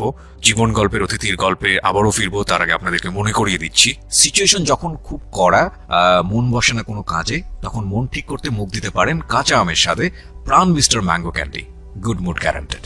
আর আমাদের আজকের এই গেস্টকে যদি আপনি দেখতে চান, প্লিজ চলে আসবেন আমার ইউটিউব চ্যানেলে। আমার ইউটিউব চ্যানেলের ঠিকানা হচ্ছে www.youtube.com/RJKebriafm। আমি আবারও বলছি www.youtube.com/RJKebriafm। চ্যানেলটি আছে কিবরিয়া আরজে নামে। Please like this channel. আমরা ফিরে যাচ্ছি আমাদের অতিথির গল্পে। জি। কিন্তু যখন আমি এই যে বিপদে পড়ে গেলাম, যে আমি কিস্তি চালাইতে পারতেছি না, মানুষের কাছে মুখ দেখাইতে পারতেছি না, দোকানে বাকি, বাচ্চা দুটা তখন ছোট। তো বড় মেয়ের বয়স 5.5 বছর, 8.5 বছর, ছোট মেয়ের বয়স 3.5 বছর। তখন বড় মেয়ে মোটামুটি ভালো পজিশনে লেখাপড়া করতেছে, ক্লাস 5-এ। দেখতেছি রেজাল্ট ভালো, কিন্তু আমি পারতেছি না আর কুলাইতে। তখন আমার কিছু করতে হবে বাচ্চা মানুষ করতে গেলে। আমি এই যে ঢাকা চলে আসলাম গ্রামে, আমার বাপের বাড়িতে এসে বাপেরে বলে নেই যে আমি ঢাকা যাব। গ্রামে খালাতো চাচাতো মামাতো ভাইদের কাছে 100-100 করে টাকা, এর ওর বাড়ি থেকে সবাই 2 কেজি করে চাল আমার নিজের থেকে দিল, এটা নিয়ে যাও গ্রামে, যাই তুমি ঢাকা শহরে চাকরি করো। যেদিন আমি ঢাকা চলে আসবো সেদিন ওর বাবা চলে আসলো, আমিও যাব এবং আমি ওখানে যাই রিক্সা চালাবো, ভালো হবে আরো আমার জন্য। নিয়ে চলে আসছে আমার সাথে করে। 1 মাস বসে থাকার পরে পরিচিত হলো জায়গাগুলো, হওয়ার পরে ও রিক্সা চালা শুরু করে দিল। আমি ওর টাকা থেকে 500 টাকা একদিন কিস্তি দিয়েছি বাড়িতে, আমার মেয়ে না খায় আছে শুনে। তখন আমার আম্মা আবার সন্তান নিবে না। আমার আম্মা আগের থেকেই কোনোদিন দায়িত্ব নিতে চান, আমি নিজেই চলতে পারি না, আমারই অসুখ, এই সেই, আমি সন্তান নেব না। আমি বলছি আমি ঢাকা যাই, একটু পজিশনে উঠি, আমি বাচ্চা দুটো নিয়ে যাবো মা, তুমি খালি অল্প কটা দিন দেখো। এভাবে জোর করে রাখে চলে আসছে, চুরি করে আসার মতো। তখন ওর বাবা চলে আসলো। আমি বললাম যে তুমি যখন আসছো ভালো হয়েছে, আমার বাচ্চা দুটো আমি কেন ওদের কাছে ফেলে রাখবো? ওরা তো দেখশুন করবে না সেরকম করে। আমার ছোট ভাইয়ের বিয়ে হয়ে গেছিল, তখন ভাই বউ আরো বেশি মানে ই করতো, রাগারাগি করতো, দেখতে পারবে না, মারধর করতো এক কথায় বাচ্চা দুটারে। যার কারণে একটু খাওয়া কম বেশি হলে মানে বকাবকি করতো। আমি বলছি যে বাচ্চা দুটো নিয়ে আসো, এখন নিয়ে আসবো না, তুমি আগে চাকরি করো, ভালো করে বেতন পাও। আমি চাকরি করে বেতন নিয়ে এসে ঘরে রেখে, প্রথম মাসের বেতন রাখেই আমি চলে গেছি অফিসে, যে দোকান বাকি দেবো। ও প্রথম মাসের বেতনই নিয়ে পলাই চলে গেছে। পরে আমার বড় মেয়ের বিয়ের বয়স যখন হয়ে গেল, ওর বাবা এক কথাই কোনো কাজ কাম করেই না, বাদ, ওটা সাবসিডি বাদ দিয়ে দিছি। পরে আমি নিজে থেকে বিয়ে দিব, আমার বাপ মারে বললাম যে আমি মেয়ে বিয়ে দিব, তো তারা কেউ গুরুত্ব দেয় না। এদিকে কোনো আসে না। পরে মেয়ে বিয়ে দিলাম, দিয়ে আমি ঢাকা শহরে চলে আসলাম। তখন ওর আব্বার সাথে আমি থাকি না, আমি মেয়েকে একলা বিয়ে থাকি। দিলেন কি বাবার অনুমতি?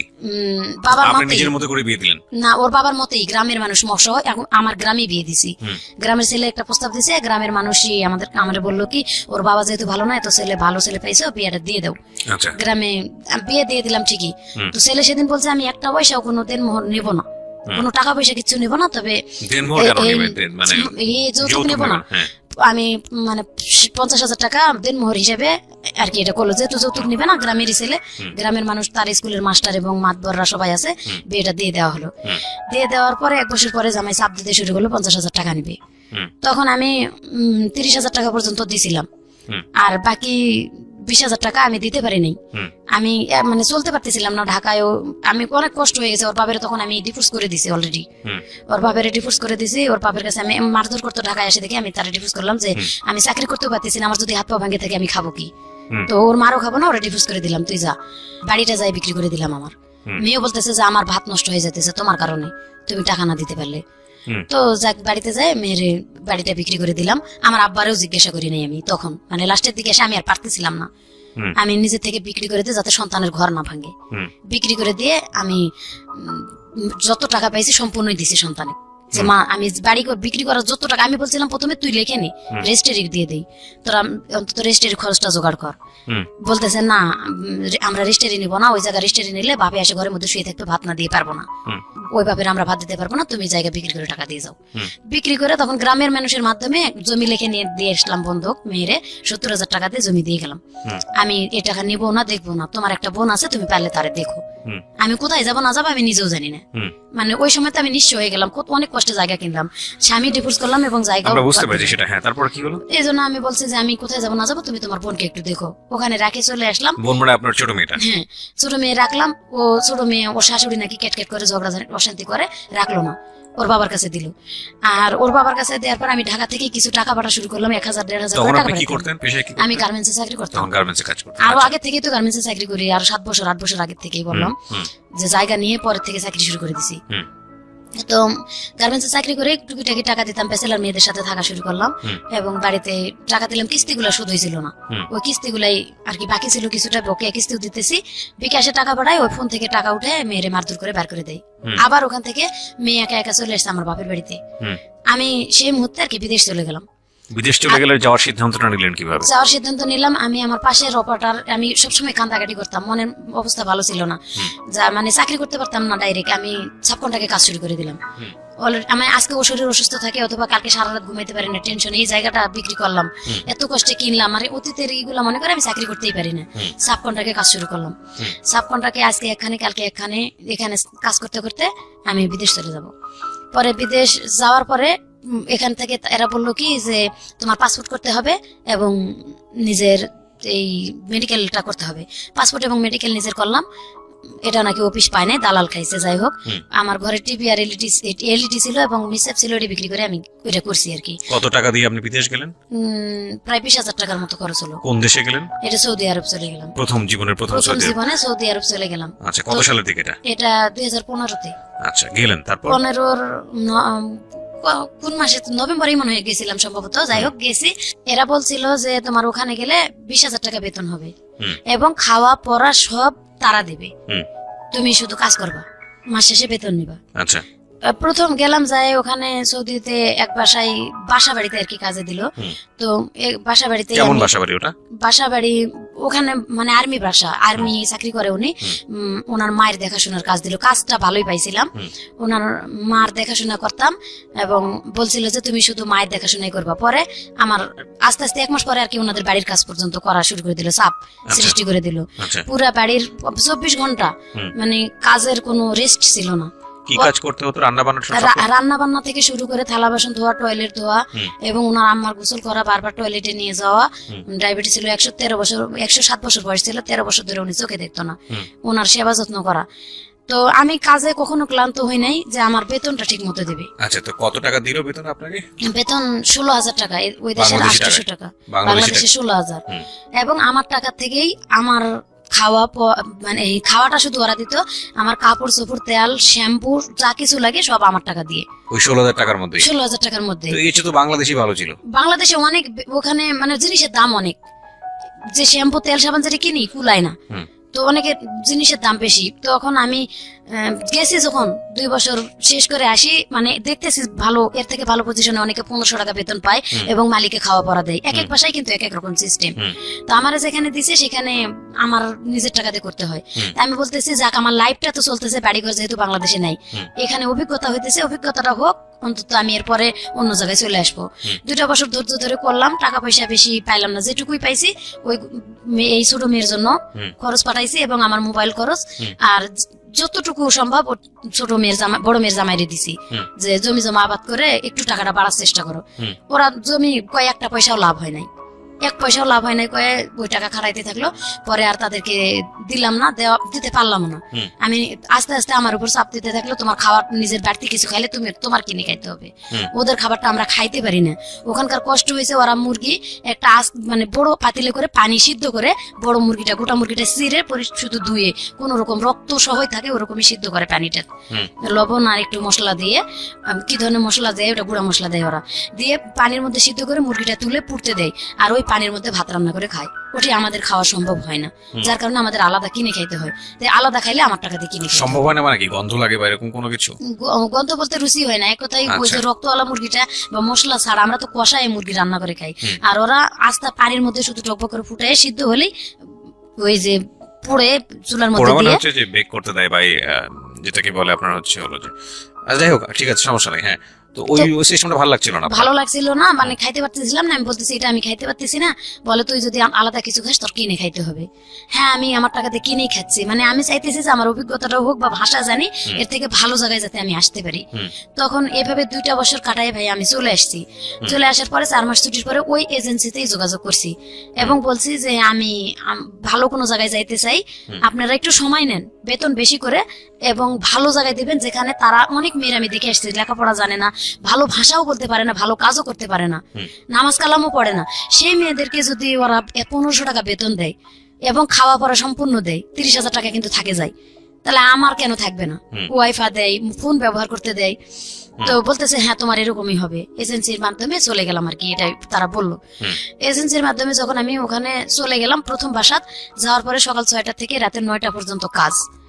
তো আমি বলছি যে আলহামদুলিল্লাহ আমি কাজ করব, কিন্তু আমার পজিশন, আমার বেতন বলতেছে তুই 1 মাস কাজ কর, তোরে ভালো লাগলে আমরা বেতন তোর যেটা চুক্তি করে আনছি এটাই দিব।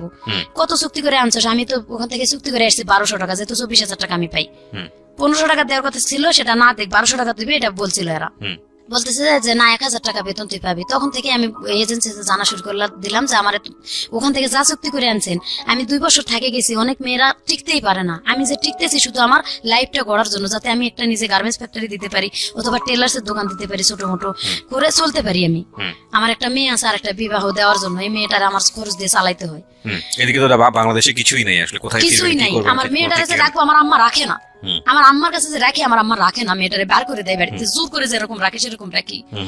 তো তারা প্রথম মাসে বেতন আমার ওটাই দিল, দিয়ে বললো তোর টাকা থেকে তোর শীত আসছে, মানে গত বছর নভেম্বরে চলে গেছি আমি, বলছে যে তোর টাকা থেকে তোর সম্পূর্ণ করতে হবে।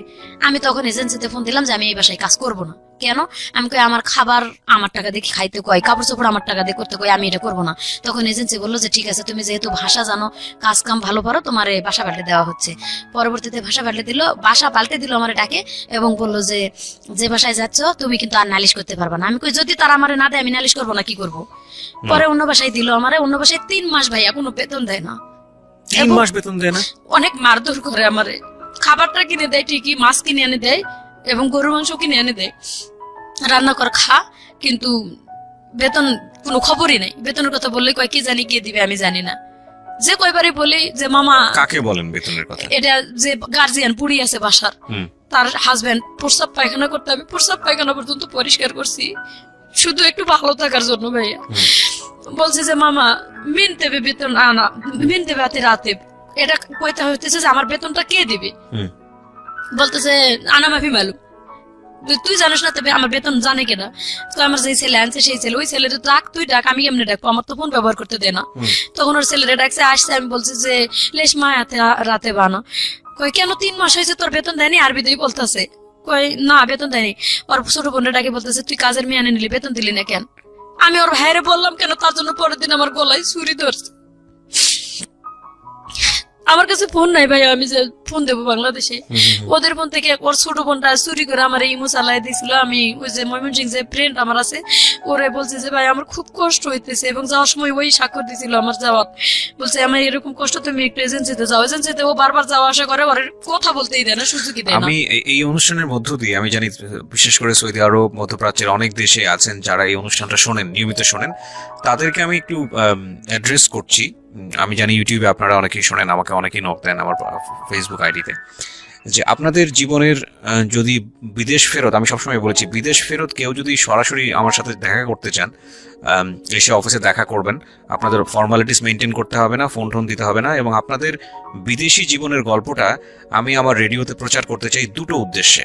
একটা হচ্ছে যে এই যে টাকাটা বাংলাদেশের আজকে মেরুদণ্ডের সবচেয়ে বড় শক্তিশালী জায়গা যেটা বৈদেশিক রেমিটেন্স, এই টাকাটা কত কষ্ট করে বাংলাদেশে আসে, এটা একটা ফোকাস করতে চাই। আরেকটা হচ্ছে যে আমাদের ওইখানে গিয়ে আমাদের আমাদের আমাদের দেশি ভাই বোনেরা তারা কি জীবনযাপন করেন, কতটা কষ্টে জীবনযাপন করেন, বা আমাদের যে লেবার মার্কেট বা আমাদের যে লেবার ফোর্স, সেই জায়গাটায় আমাদের যে ন্যায্য দাবিটা সেটা কিভাবে আসলে এনশিওর করা যায়, সেটার জন্য আমাদের এই ছোট ছোট ঘটনাগুলো এগুলোকে ফোকাস করা উচিত। কারণ আজকে যে এই যে ভদ্রমহিলা তার যে গল্প, আমি জানি যে সেটা বাংলাদেশের থেকে যাওয়া অনেক প্রান্তিক পর্যায়ের অনেক নারী আছেন যাদের জীবন গল্পের সঙ্গে মিলে যাবে, যারা হয়তো মধ্যপ্রাচ্যের বিভিন্ন দেশে বাসা বাড়িতে কাজ করেন।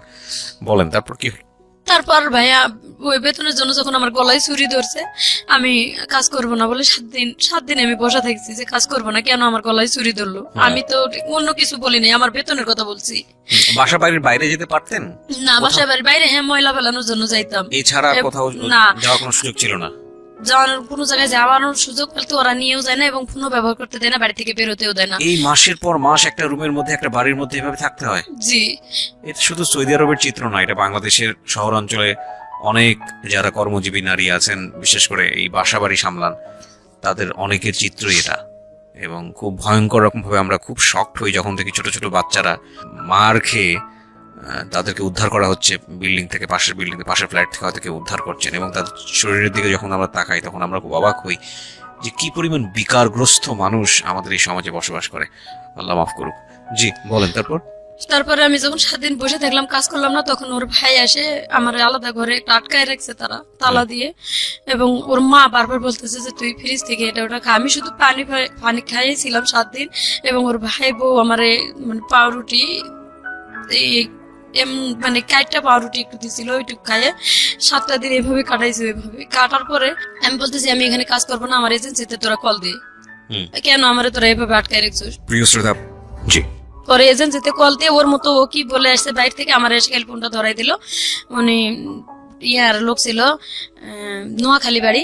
উনি বলতেছে যে মুর্শিদা তোর কি সমস্যা, এক বাসায় দিলাম এরকম, একবার তুই করে গেলি ভালো, এবার এরকম কেন? উনি বাঙালি? হ্যাঁ, আমি বললাম একবার আমি করে গেছি ভালো, সহ্য করে গেছি এই কারণে যে আমি যাতে ভাষা শিখলে এর থেকে ভালো একটু পজিশনে আসতে পারবো। আর আমি বলেও আসছি যে আমি দেখছি অনেক মানুষ যারা ভালো মানুষ, আমার কপালে কি এরকম শুধু পড়ে, এই কথাটা বললাম। বলতেছে যে বোন এখানে আসলে হয়তো তোর এজেন্সি মারধর করবে, তুই এখানে না আসে ওরা আরেক বাসায় তোরে দিতে চাই, তুই দেখ আরেক বাসায় যদি ভালো হয় সেখানে করবি। বাট আপনি বললেন না যে আপনাকে 3 মাস যাবত স্যালারি দেয় না? বলছি হ্যাঁ, আমার স্যালারি দেয় না, কয় যে তোর স্যালারি দিয়ে তোরে দিয়ে আসবে। তা আমি বললাম আমার স্যালারি হাতে দিয়ে আমারে দিয়ে আয়। স্যালারি দিল না, এবং রাত্রে দিয়েও আসলো না, রাত্রে সারা রাত ওখানে রাখলো। রাখে পরের দিন সকালবেলা আমার ফোন কিন্তু যাওয়ার সাথে ওনারা নিয়ে নিছে। পরের দিন ওনার ছোট ভাই আসছে বেড়াইতে, ওনার ছোট ভাইয়ের গাড়িতে উঠে আমার পাঠাই দিল, আমার ফোনও দিল না। এবং আমার যে কাপড় চোপড় গুলো আমি নিয়ে গেছি, আমার ব্যাংকের চেক বই টই নতুন করে চেক নিয়ে গেছিলাম যে আমি আগের বার তো যা করছি এবার ব্যাংকের টাকা জমা বন্ধ, তো মেয়েটার জন্য কিছু করবো, সেই ব্যাংকের চেক তারা নিয়ে গেছে সবকিছু, মানে কোনো কিছু রাখে নাই। মোবাইলের সিম যত সব খুলে নিছে, 3টা সিম ছিল আমার কাছে, 3টা সিম ওই নিয়ে গেছে ওরা। নিয়ে যাওয়ার পরে আমি ওখান থেকে মানে পরের দিন ওর ভাই ছোট ভাই নিয়ে আরেক মেজো ভাইয়ের বাসায় নিয়ে আমার ধুয়ে দিল। তারপর আমি যাই কান্দাকাটি করলাম, আমার খাওয়া দেয় না, এতদিন ধরে আমি না খাইছি, খাইতে দিল, খায়াও বললো তার বাড়ি অপরিষ্কার, পুরা বাড়ি। সৌদিয়া মহিলারা ভাই এত খারাপ, আমাদের বাংলাদেশি মহিলারা এতটা খারাপ না যে ও তো কষ্ট করে আসছে। পুরা বাড়িটা ধোয়া, একবারে ছাদ থেকে নিচতলা পর্যন্ত ধোয়াইলো, বাড়ির ঘর থাল বাসন রান্নাঘর বক্স যা ছিল সব পরিষ্কার করাইলো। করানোর পর কয় কি তুই তো সুন্দর কাজ করতে পারিস, মিয়া মিয়া কাজ তোর, তো তোর এরকম করলো কেন, বেতন দিল না? তোরা আমি আমার মায়ের বাসায় কাজে দেবো, তুই যাবি? আমি কই মায়ের বাসা আর বোনের বাসা বুঝি না, আমি এসে কাজ করতে, আমার মাস শেষ হবো বেতন দিব, এই বাসায় দিলে আমি যাবো, যে কোনো বাসা। 30 তারিখ যেদিন আসবে আমার বেতন দিব, 31 তারিখ পড়বে আমি কাজ করবো না বেতন না দিলে। তখন বলতেছে যে তোর কোনো সমস্যা হবে না, আমার মায়ের বাসায় আমি দিব। 3 দিন ওখানে রাখলাম, ওর মা আসার খবরই নেই। তখন 3 দিনের দিন আমি নিজে পুলিশের কাছে ধরা দিলাম। মানে সকালবেলা আমার মনে করছে যে আমি যাবো না, বাইরে তালা রাখে খুলে রাখে, ওর হাজবেন্ড কাজে গেছে চাকরিতে, আর্মি চাকরি করে। আমি চলে গেছি পুলিশের কাছে, পুলিশের কাছ থেকে জামার আনছে, কয় অফিসে দিয়ে আসতেছি এখনই। এই কথা কয়, অফিসের কথা কয়, আমরা পুলিশের কাছ থেকে নিয়ে এসে বাসায় এসে বলতেছে যে কি লাভ মুর্শিদা, দেখ আমরা নিয়ে এসছি আবার, এখন যদি তোরা সারা জীবন আটকায় রাখি বেরোতে পারবি না। আচ্ছা, তখন আমি বললাম যে তোদের যদি মানবতা থাকে তো তোরা আমার আটকাবি না, আমি তোদের কি অন্যায় করছি? আমি তো তোদের বাসার কাজের মেয়ে না, তোরা আমার কালকা খাটাইছো, 3.5 দিন ফিরি রাখতেছস, আমি আসি। এতদিন হয় আমার বাংলাদেশে যোগাযোগ করতে দিস না, আমার সন্তানটা কোথায় আছে আমি খোঁজ খবর নিতে পারতেছি না। এভাবে যখন বললাম তখন ওর বউ কইতেছে যে ওর সাথে রাগারাগি করিস না, আমি আমার মায়ের কাছে দিয়ে দিবো। ওর মা আসলো, সামনাসামনি কথা হলো, আমার সাথে চুক্তি করালো ওর মার যে 7 দিন ওর মা দেখবো আমারে, আমি যদি ঠিক মতো কাজ করতে পারি তাহলে আমারে তার বাসায় রাখে দিব, আর যদি আমার তাদের ভালো লাগে আমি থাকবো। এভাবে চলে গেলাম 7 দিনের জন্য। 7 দিনের কাছে 15 দিন রাখলো। 7 দিন কাজ করে বলতেছে যে তুই মিয়া মিয়া তোর কাজ ঠিক আছে, আর 7 দিন তুই দেখ যে আমাদের বাসায় কাজ করতে পারবি কিনা। ঠিক আছে, তাও দেখলাম। তখনও আমি বলতেছি যে আমার আগের 3 মাসের বেতনটা নিয়ে এসে দে। বলতেছে যে যদি আমরা তোর 15 দিন পর নিয়ে উকালা করে তাহলে তোর ওই বেতন এনে দিয়ে তোরে নিম। আচ্ছা, 15 দিন চলে গেল। সেদিন বলতেছে যে আজকে তোর 15 দিন হয়ে গেছে, আজকে থেকে তোর বেতনের শুরু, তুই কাজ করবি, আমরা উকালা করে নিতেছি। উকালা নিতেছিস, আমার বেতন এনে দে। আমরা জানি না কি অবস্থা, দেখেন কোন পজিশনে আমি আছি। ফোন দেওয়ার তো যোগাযোগই নেই, নাম্বারও দেয় না, ফোনও দেয় না, বলে কি যে আমরা জানি না। আচ্ছা তোরা জানিস না, কে জানে আমার ওই বেতন কে আনে দিব? তখন আমি আর কিচ্ছু না বলে কান্দে কেটে কাজ করা শুরু করলাম। কাজ করতেছি, ওই 7 দিন পর ওই যে মেয়ের জামাই আর যার ছেলে আর কি শ্বশুর বাড়িতে দিল, ওই ছেলে আসছে এখানে শ্বশুর বাড়িতে, আমি আলাদা করে তার রুমে গেলাম। ওরা যাই যখন বললাম যে তোর মার বাসার বেতনটা তো আমি পাই নাই এখনো, আর ওদেরকে বললে ওরা গুরুত্ব দেয় না। তো ও মোটামুটি ভালো মানুষ ছিল, ওর সাথে সাথে ওর মার নাম্বার, মানে 3 মাস 4 মাস যাবত কি হচ্ছে, আপনার মেয়ে কোথায় আছে, কি অবস্থা কিছু জানেন না? কিছু জানি না আমি। কি ভয়ঙ্কর অবস্থা। পরে আমার আম্মা এদিকে বকাবকি করে শেষ করে দিতেছে, টাকা পয়সা পাঠায় না, আমি খারাপ মানুষ, আমার দেশে থেকে কুলাই নাই দেখে আমি বিদেশে গেছি। আহা, বলেন তারপর? পরে ভাইয়া আমি ওনারা বলার পরে উনি ওনার ছোট ভাই চাকরি করে পুলিশের ওখানেই, ওনার ভাইয়ের ফোন দিল, দিয়ে ওনার ভাই চলে আসলো ওনার কাছে আর কি, ভাই ভাই যায় দেখা করে 2 মাসের বেতন দিল আর কি। ওনার ভাই বলতেছে আমি 2 মাসেরটা দিতেছি আর আমার ছোট বোনের কাছে 1 মাসেরটা নিতে। তো ওই 2 মাসের বেতনটা আমার আনে দিল। দেওয়ার পরে আমি বললাম যে তুই আমারে দিলে আমি কই দিমু, তুই পাঠায় দে। তো ওই আবার আমারে নিয়ে ব্যাংকে চলে গেল ওর শাশুড়ির কাছে বলে যে আমি ওরে ব্যাংকে নিয়ে গেলাম। যাওয়ার পরে ব্যাংকে পাঠাইতে পারলাম না, আবার ঘুরে আসে ওর ভাইয়ের নাম্বারে পাঠাইলো, ওর ভাই আবার ওখান থেকে পাঠাই দিছে আমার বাংলাদেশের টাকাটা, ওই 2 মাসের বেতনটা। কিন্তু তাও আমি আমার মেয়ের সাথে কথা বলতে পারলাম না। টাকাটা যে পাঠাইছে আমি শুধু ওই যে আমার ওই ফ্রেন্ড আছে ময়মন সিং, ওর ঈদের টাকাটা পাঠাইছি বিকাশে, এবং পাঠাইছি বলছি যে ভাই তুমি আমার মেয়ের খোঁজটা নিয়ে, আমার আম্মার আবার ইমো মোবাইল নাই, মানে আমার মেয়েরও নাই ছোট ইয়া মোবাইল গুলা। পরে আমি বলছি যে তুই একটু আমার মায়ের কাছে টাকাটা পাঠাইয়া বলিস আমার মায়ের দেখতে, আমি যতদূর নাইছি আমার মাইয়াটা জানি তারা না ফেলায়। ও যখন ফোন দিছে কয় তোমার মতন বন্ধু আছে যার বাপ মা লাগে না, তার তোমার কাছে যখন টাকা পয়সা পাঠায় সব টাকাই তোমার কাছে পাঠায়, তুমি সব আমাদের কাছে আসলে টাকা পয়সা দেয় না, যোগাযোগ করবে না দেখে, মানে টাকা দেবে না দেখে যোগাযোগ করে না, তাহলে তোমার সাথে কিভাবে যোগাযোগ করে? এই কথাটা বলার পরে বলছে বাড়ি থেকে বের করে দিব। তখন ও আনে আমার মেয়েকে মাদ্রাসায় ভর্তি করে দিছে, মেয়ে মাদ্রাসায় থাকতে পারবে না। এখানে ওরা কি হয়েছে আমি ওইখানে কিছুই করতে পারতেছি না, ওইখানে আমি আমার ফোন বন্ধ। আবার গেছে এভাবে আরো 3 মাস, মানে ওই বুড়ি বাবা 3 মাসের বেতন আটকাই দিছে। আমার সুন্দর মতন বুঝাই কয় যে তোর 4 মাসের 5 মাসের বেতন একবারে পাঠাবি, তোর কাজে লাগবো। 5 মাস হয়ে গেছে বেতন দেয় না, যখন আমি কাজ বন্ধ করে দিয়ে আবার পুলিশের কাছে গেছি। আচ্ছা, তখন 5 মাসের বেতনও পান না? 5 মাসের বেতন আবার পাই নাই, মানে ওদের ওখানকার 1 মাসের আছে আর বুড়ি 4 মাসের, জি মোটে 5 মাসের বেতন হয়ে গেল। এই 5 মাসের বেতন না পাই আমি চলে গেছি যখন, তখন ওখানকার 1 মাসের বেতনটা পুলিশের কাছে থাকাকালীন আনে দিল। আচ্ছা এবং বুড়ির ছেলে আসে ওদের সামনে আমার 100 টাকা গিফট করে, এটা বাংলাদেশে 2000 টাকা হয়, গিফট করে বলতেছে তোর ফোন আজকে তোর হাতে দেবো, ওয়াইফাই দেবো, নাহলে তোর সিম কিনে দেবো আমি পার্সোনাল আলাদা করে, তুই অল টাইম বাংলাদেশে যোগাযোগ করতে পারবি, এবং আমি তোর বেতন প্রত্যেক মাসে মাসে ক্লিয়ার করে দিব। আমি কই আগের 5 মাসের বেতনটা আমারে দেও। বলতেছে যে তোর আগের 5 মাসের বেতন এই যে ওরা 1000 টাকা দিয়েছে আগের মাসেরটা ওদেরটা, আর আমি আমারটা বাসায় যাই তোরে দিতেছি সব। এ টাকা নিয়ে বাসায় গেল, বাসায় যে দোকানে নিয়ে গেল, আমার দোকান থেকে কাঁচা বাজার যা যা লাগে আমি কি কি খাবো কিনে দিল সবকিছু। জি সেদিনটা পুলিশের কাছ থেকে আর কি লিখে দিয়ে নিয়ে আসলো, নিয়ে এসে কিনে দেওয়ার পরে আমি আবার 1 মাস, ওই 3 দিন 4 দিন পর কই এই 2 দিন পরে দিতেছি, 1 দিন পরে দিতেছি, করতে করতে আবার 1 মাস কাজ করলাম ফুল তাদের বাসায়। আচ্ছা আগের ওই 1 মাসের বেতনটা আমারে দিছে, কিন্তু এটা এই বেতনটা দেওয়ার কোনো খবর নাই। এভাবে আবার ওদের 5 মাসের বেতন জমলো। তো আগের 1 মাসের যে বেতন পাইছি আমি কুষ্টিয়ার এক ভাইয়া, আমি ময়লা ফেলতে আসে ওই কুষ্টিয়ার ভাইয়ারে দিয়ে আমি পাঠাই দিছি যে ভাইয়া আমি আমার ইমো নাম্বারটা দিলাম আর টাকাটা দিলাম, মানে বিশ্বাস করে যদি তুমি পারো একটু হেল্প করো, আমি খুব কষ্টে আছি। ওই ভাইয়া বললো কি যে তোমার যখন ফোন দেয় না তাহলে আমি তোমার একটা অমুক টাইমে মোবাইল কিনে আনে দিয়ে দেবো, একটা সিম গোপনে তুমি এটা রেখে দেবা। ভাইয়াটা আমার হেল্প করছে, আমি গোপনে একটা ওনার টাকা দিয়ে আর কি, আমি বলছি যে আমি বেতন এখান থেকে টাকা কাটে নিও ভাইয়া, নিয়ে আমার ফোন কিনে দিও। কই আমি পুরুষ মানুষ হয় যদি আপনি একটা বিপদে পড়া মেয়ের যদি টাকা নিয়ে ফোন কিনে দিই তাহলে আবার কেমন হলো। তবে ভাবি আমি একটা সিম সহ করে কিনে দিতেছি, তবে সিমটা যদি কোনো বাইসেন্স ধরা পড়ার মতন ভাব হয় সিমটা আপনি ভাঙে টয়লেটে ফেলাই দিন অথবা মুখের ভিতরে ঢুকাই রাখেন, যেহেতু ফিঙ্গার দিয়ে কিনতে হয় আমার যাতে সমস্যা না হয়। এভাবে ওনারা একটা ফোন কিনে দিল আমারে, দিয়ে ওই টাকাটা বাংলাদেশে পাঠাইছে। আমি ওই যে গোপনে এই ফোন থেকে আমি রাত্রে ঘুমাইতে গেলে ওই যে ময়মনসিংহে কল দেই, বড় ফোন থেকে ওরা কল দেয় আর আমি কন্ট্রাক্টে কথা বলি, মেয়ের খোঁজ খবর নিতেছি, মেয়ে কোথায় থাকলো, মাদ্রাসায় ভর্তি করাইছে। আমি অনেকটা হ্যাপি হলাম যে যাক মেয়েকে যখন মাদ্রাসায় ভর্তি করাইছে ও তো এখন বন্দি অবস্থায় থাকবে, আর কোনো ভয় নাই। মেয়ে নাকি 1 মাস লেখাপড়া করে কান্দাকাটি করছে আর পড়বে না ওখানে, বাপের কাছে বলছে, বাপে কয় তোর মানে খারাপ ভাষা করছে এখানে, যাই হোক ওখান থেকে ও রাগ করে কয় তোর কি লাগে তুই আমার মেয়েরে নিয়ে গেছিস কে, ওখান থেকে বের করে মানে মেয়ে নিজে নিজে পালে আসছে, ওখান থেকে বের হয়ে গ্রাম সম্পর্কে এক ভাইয়ের বাসা শহরে ওখানে থাকলো। ওই যে 5 মাসের বেতন তারা 5 মাস মানে টাকা হাতে চেপে ধরে 5 মাসের ফিঙ্গার নিল রাত্রে আমার কাছে নিয়ে, মাত্র 3 মাসের বেতন দিল, আর 2 মাসের বেতন কয় ব্যাংকের থেকে আনতাছে কয়ে বেতন ওই 3 মাসেরটা দিয়ে 3 দিন পরে আবার আমার কাছে রিপ্লাই 500 টাকা নিছে ওরা, নিয়ে বলতেছে কি যে 500 টাকাতে আমাদের ঘরে কোনো বাজার নাই, তুই আর 2500 টাকা পাইতাছিস তো আমাদের কাছে, এটা সহ দিব। আমিও সহজ মনে দিয়ে দিছি ওই 500, এরপরে আর কোনো বেতন তাদের বাসায় আমি পাই নাই।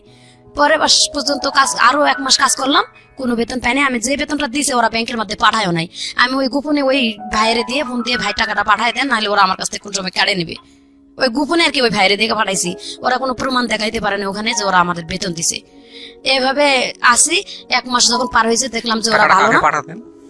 টাকাটা পাঠাতেন কাকে? এই যে কুষ্টিয়ার এক ভাই ওখানে। বাংলাদেশে কাকে পাঠাতেন? বাংলাদেশে এই ময়মনসিংহে এক ভাই আছে। না মাধ্যম জানতে চাচ্ছি না, আমি জানতে চাচ্ছি টাকাটা আপনি পাঠাচ্ছেন কাকে? এটা আমার ফ্রেন্ড, বললাম যে প্রথম বাংলাদেশ থেকে যাওয়ার সময় যে আমার হেল্প করলো। টাকাটা কি তার কাছে থাকতো? বাংলাদেশে আসলে আপনাকে দিবে এরকম কোনো কিছু? সে আমার মেয়েকে চালাইতেছে এখান থেকে দিয়ে, এবং তার কাছে মোটামুটি এখন বর্তমান 50-60 হাজার টাকা ক্যাশ আমার আছে। আচ্ছা এইটুকুই আর কি, 50-60 হাজার টাকা যা আছে ও খাবে না ভাই, আমি জানি।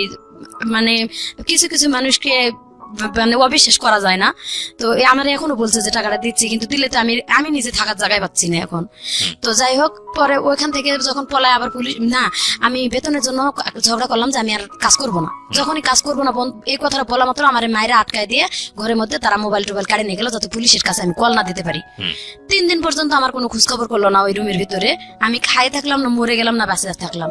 চাবি আমার কাছে ছিল ভাইয়া, চাবিটা রাখে আমি মানে ধৈর্য ধরছিলাম যে ওরা মনে বেতন যেহেতু এতদিনের এটা মনে হয় দেবে করে। 3 দিনের পর আমি এরা ক্ষুধার জ্বালা সহ্য করতে না পারে নামাজ পড়ার জন্য আমার ঘরটা ওরা খুলে দেয় না। 3 দিন প্রসাব পায়খানা আমি ঘরের মধ্যে পলিথিনে করে পেঁচায় রাখছিলাম। 3 দিনের দিন মঙ্গলবারে রাত্রে ওরা আটকায় রেখেছে, মঙ্গলবার গেছে, বুধবার গেছে, বৃহস্পতিবারে ভোরবেলা আমি ওয়ালের উপর দিয়ে ঘরের তালা খুলে ওয়ালের উপর ওয়াল টেপকায় পুলিশের কাছে গেছি।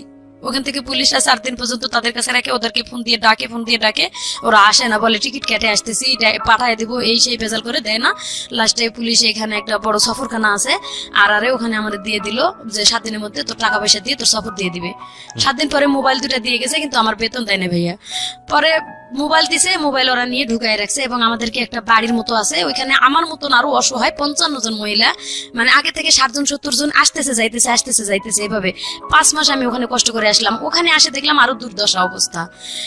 আরো যত মহিলারা আছে তারা 8 মাস 9 মাস ধরে আছে এবং তারা 2 বছর কন্ট্রাক্ট শেষ করছে, ওদের বেতন দেয় নাই। 3 My বছর goodness. 2 বছর যখন শেষ হয়েছে দেয় নাই, তখন আরো 1 বছর কাজ করছে একজন 55 বছর মহিলা, ওনার বাড়ি বগুড়া। ওই খালা এখন ওখানে বর্তমান 7 মাস পার হয়ে গেছে, 8 মাসে পড়ে গেছে এবং বাংলাদেশে কোনো যোগাযোগই করতে পারে নাই।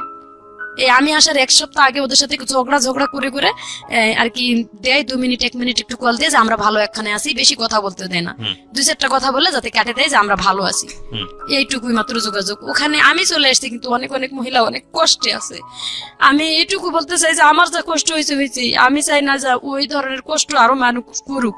যদি কেউ নিজের পেটের দায়ে সৌদি যায়, সবাই যে খারাপ এটা আমি বলবো না ভাইয়া, কারো রিজিকটা আমি মারবো না। আছে কিছু মানুষ ভালো, কিন্তু যখনই দেখবে যে মালিক ভালো না, 1 মাসের বেতন দিচ্ছে না, তারা পুলিশের কাছে ধরা দিয়ে চলে আসুক। আমি আপনার লিসেনারদেরকে এটা বলতে চাই যে যদি মানে কেউ অসহায় হয়ে যাইতে চায়, যাক 1 মাস ট্রাই করার পরে তারা যেন পুলিশে ধরা দেয় এবং বলে যে আমি বেতন কিচ্ছু নিব না, আমার বাংলাদেশে পাঠায় দেন।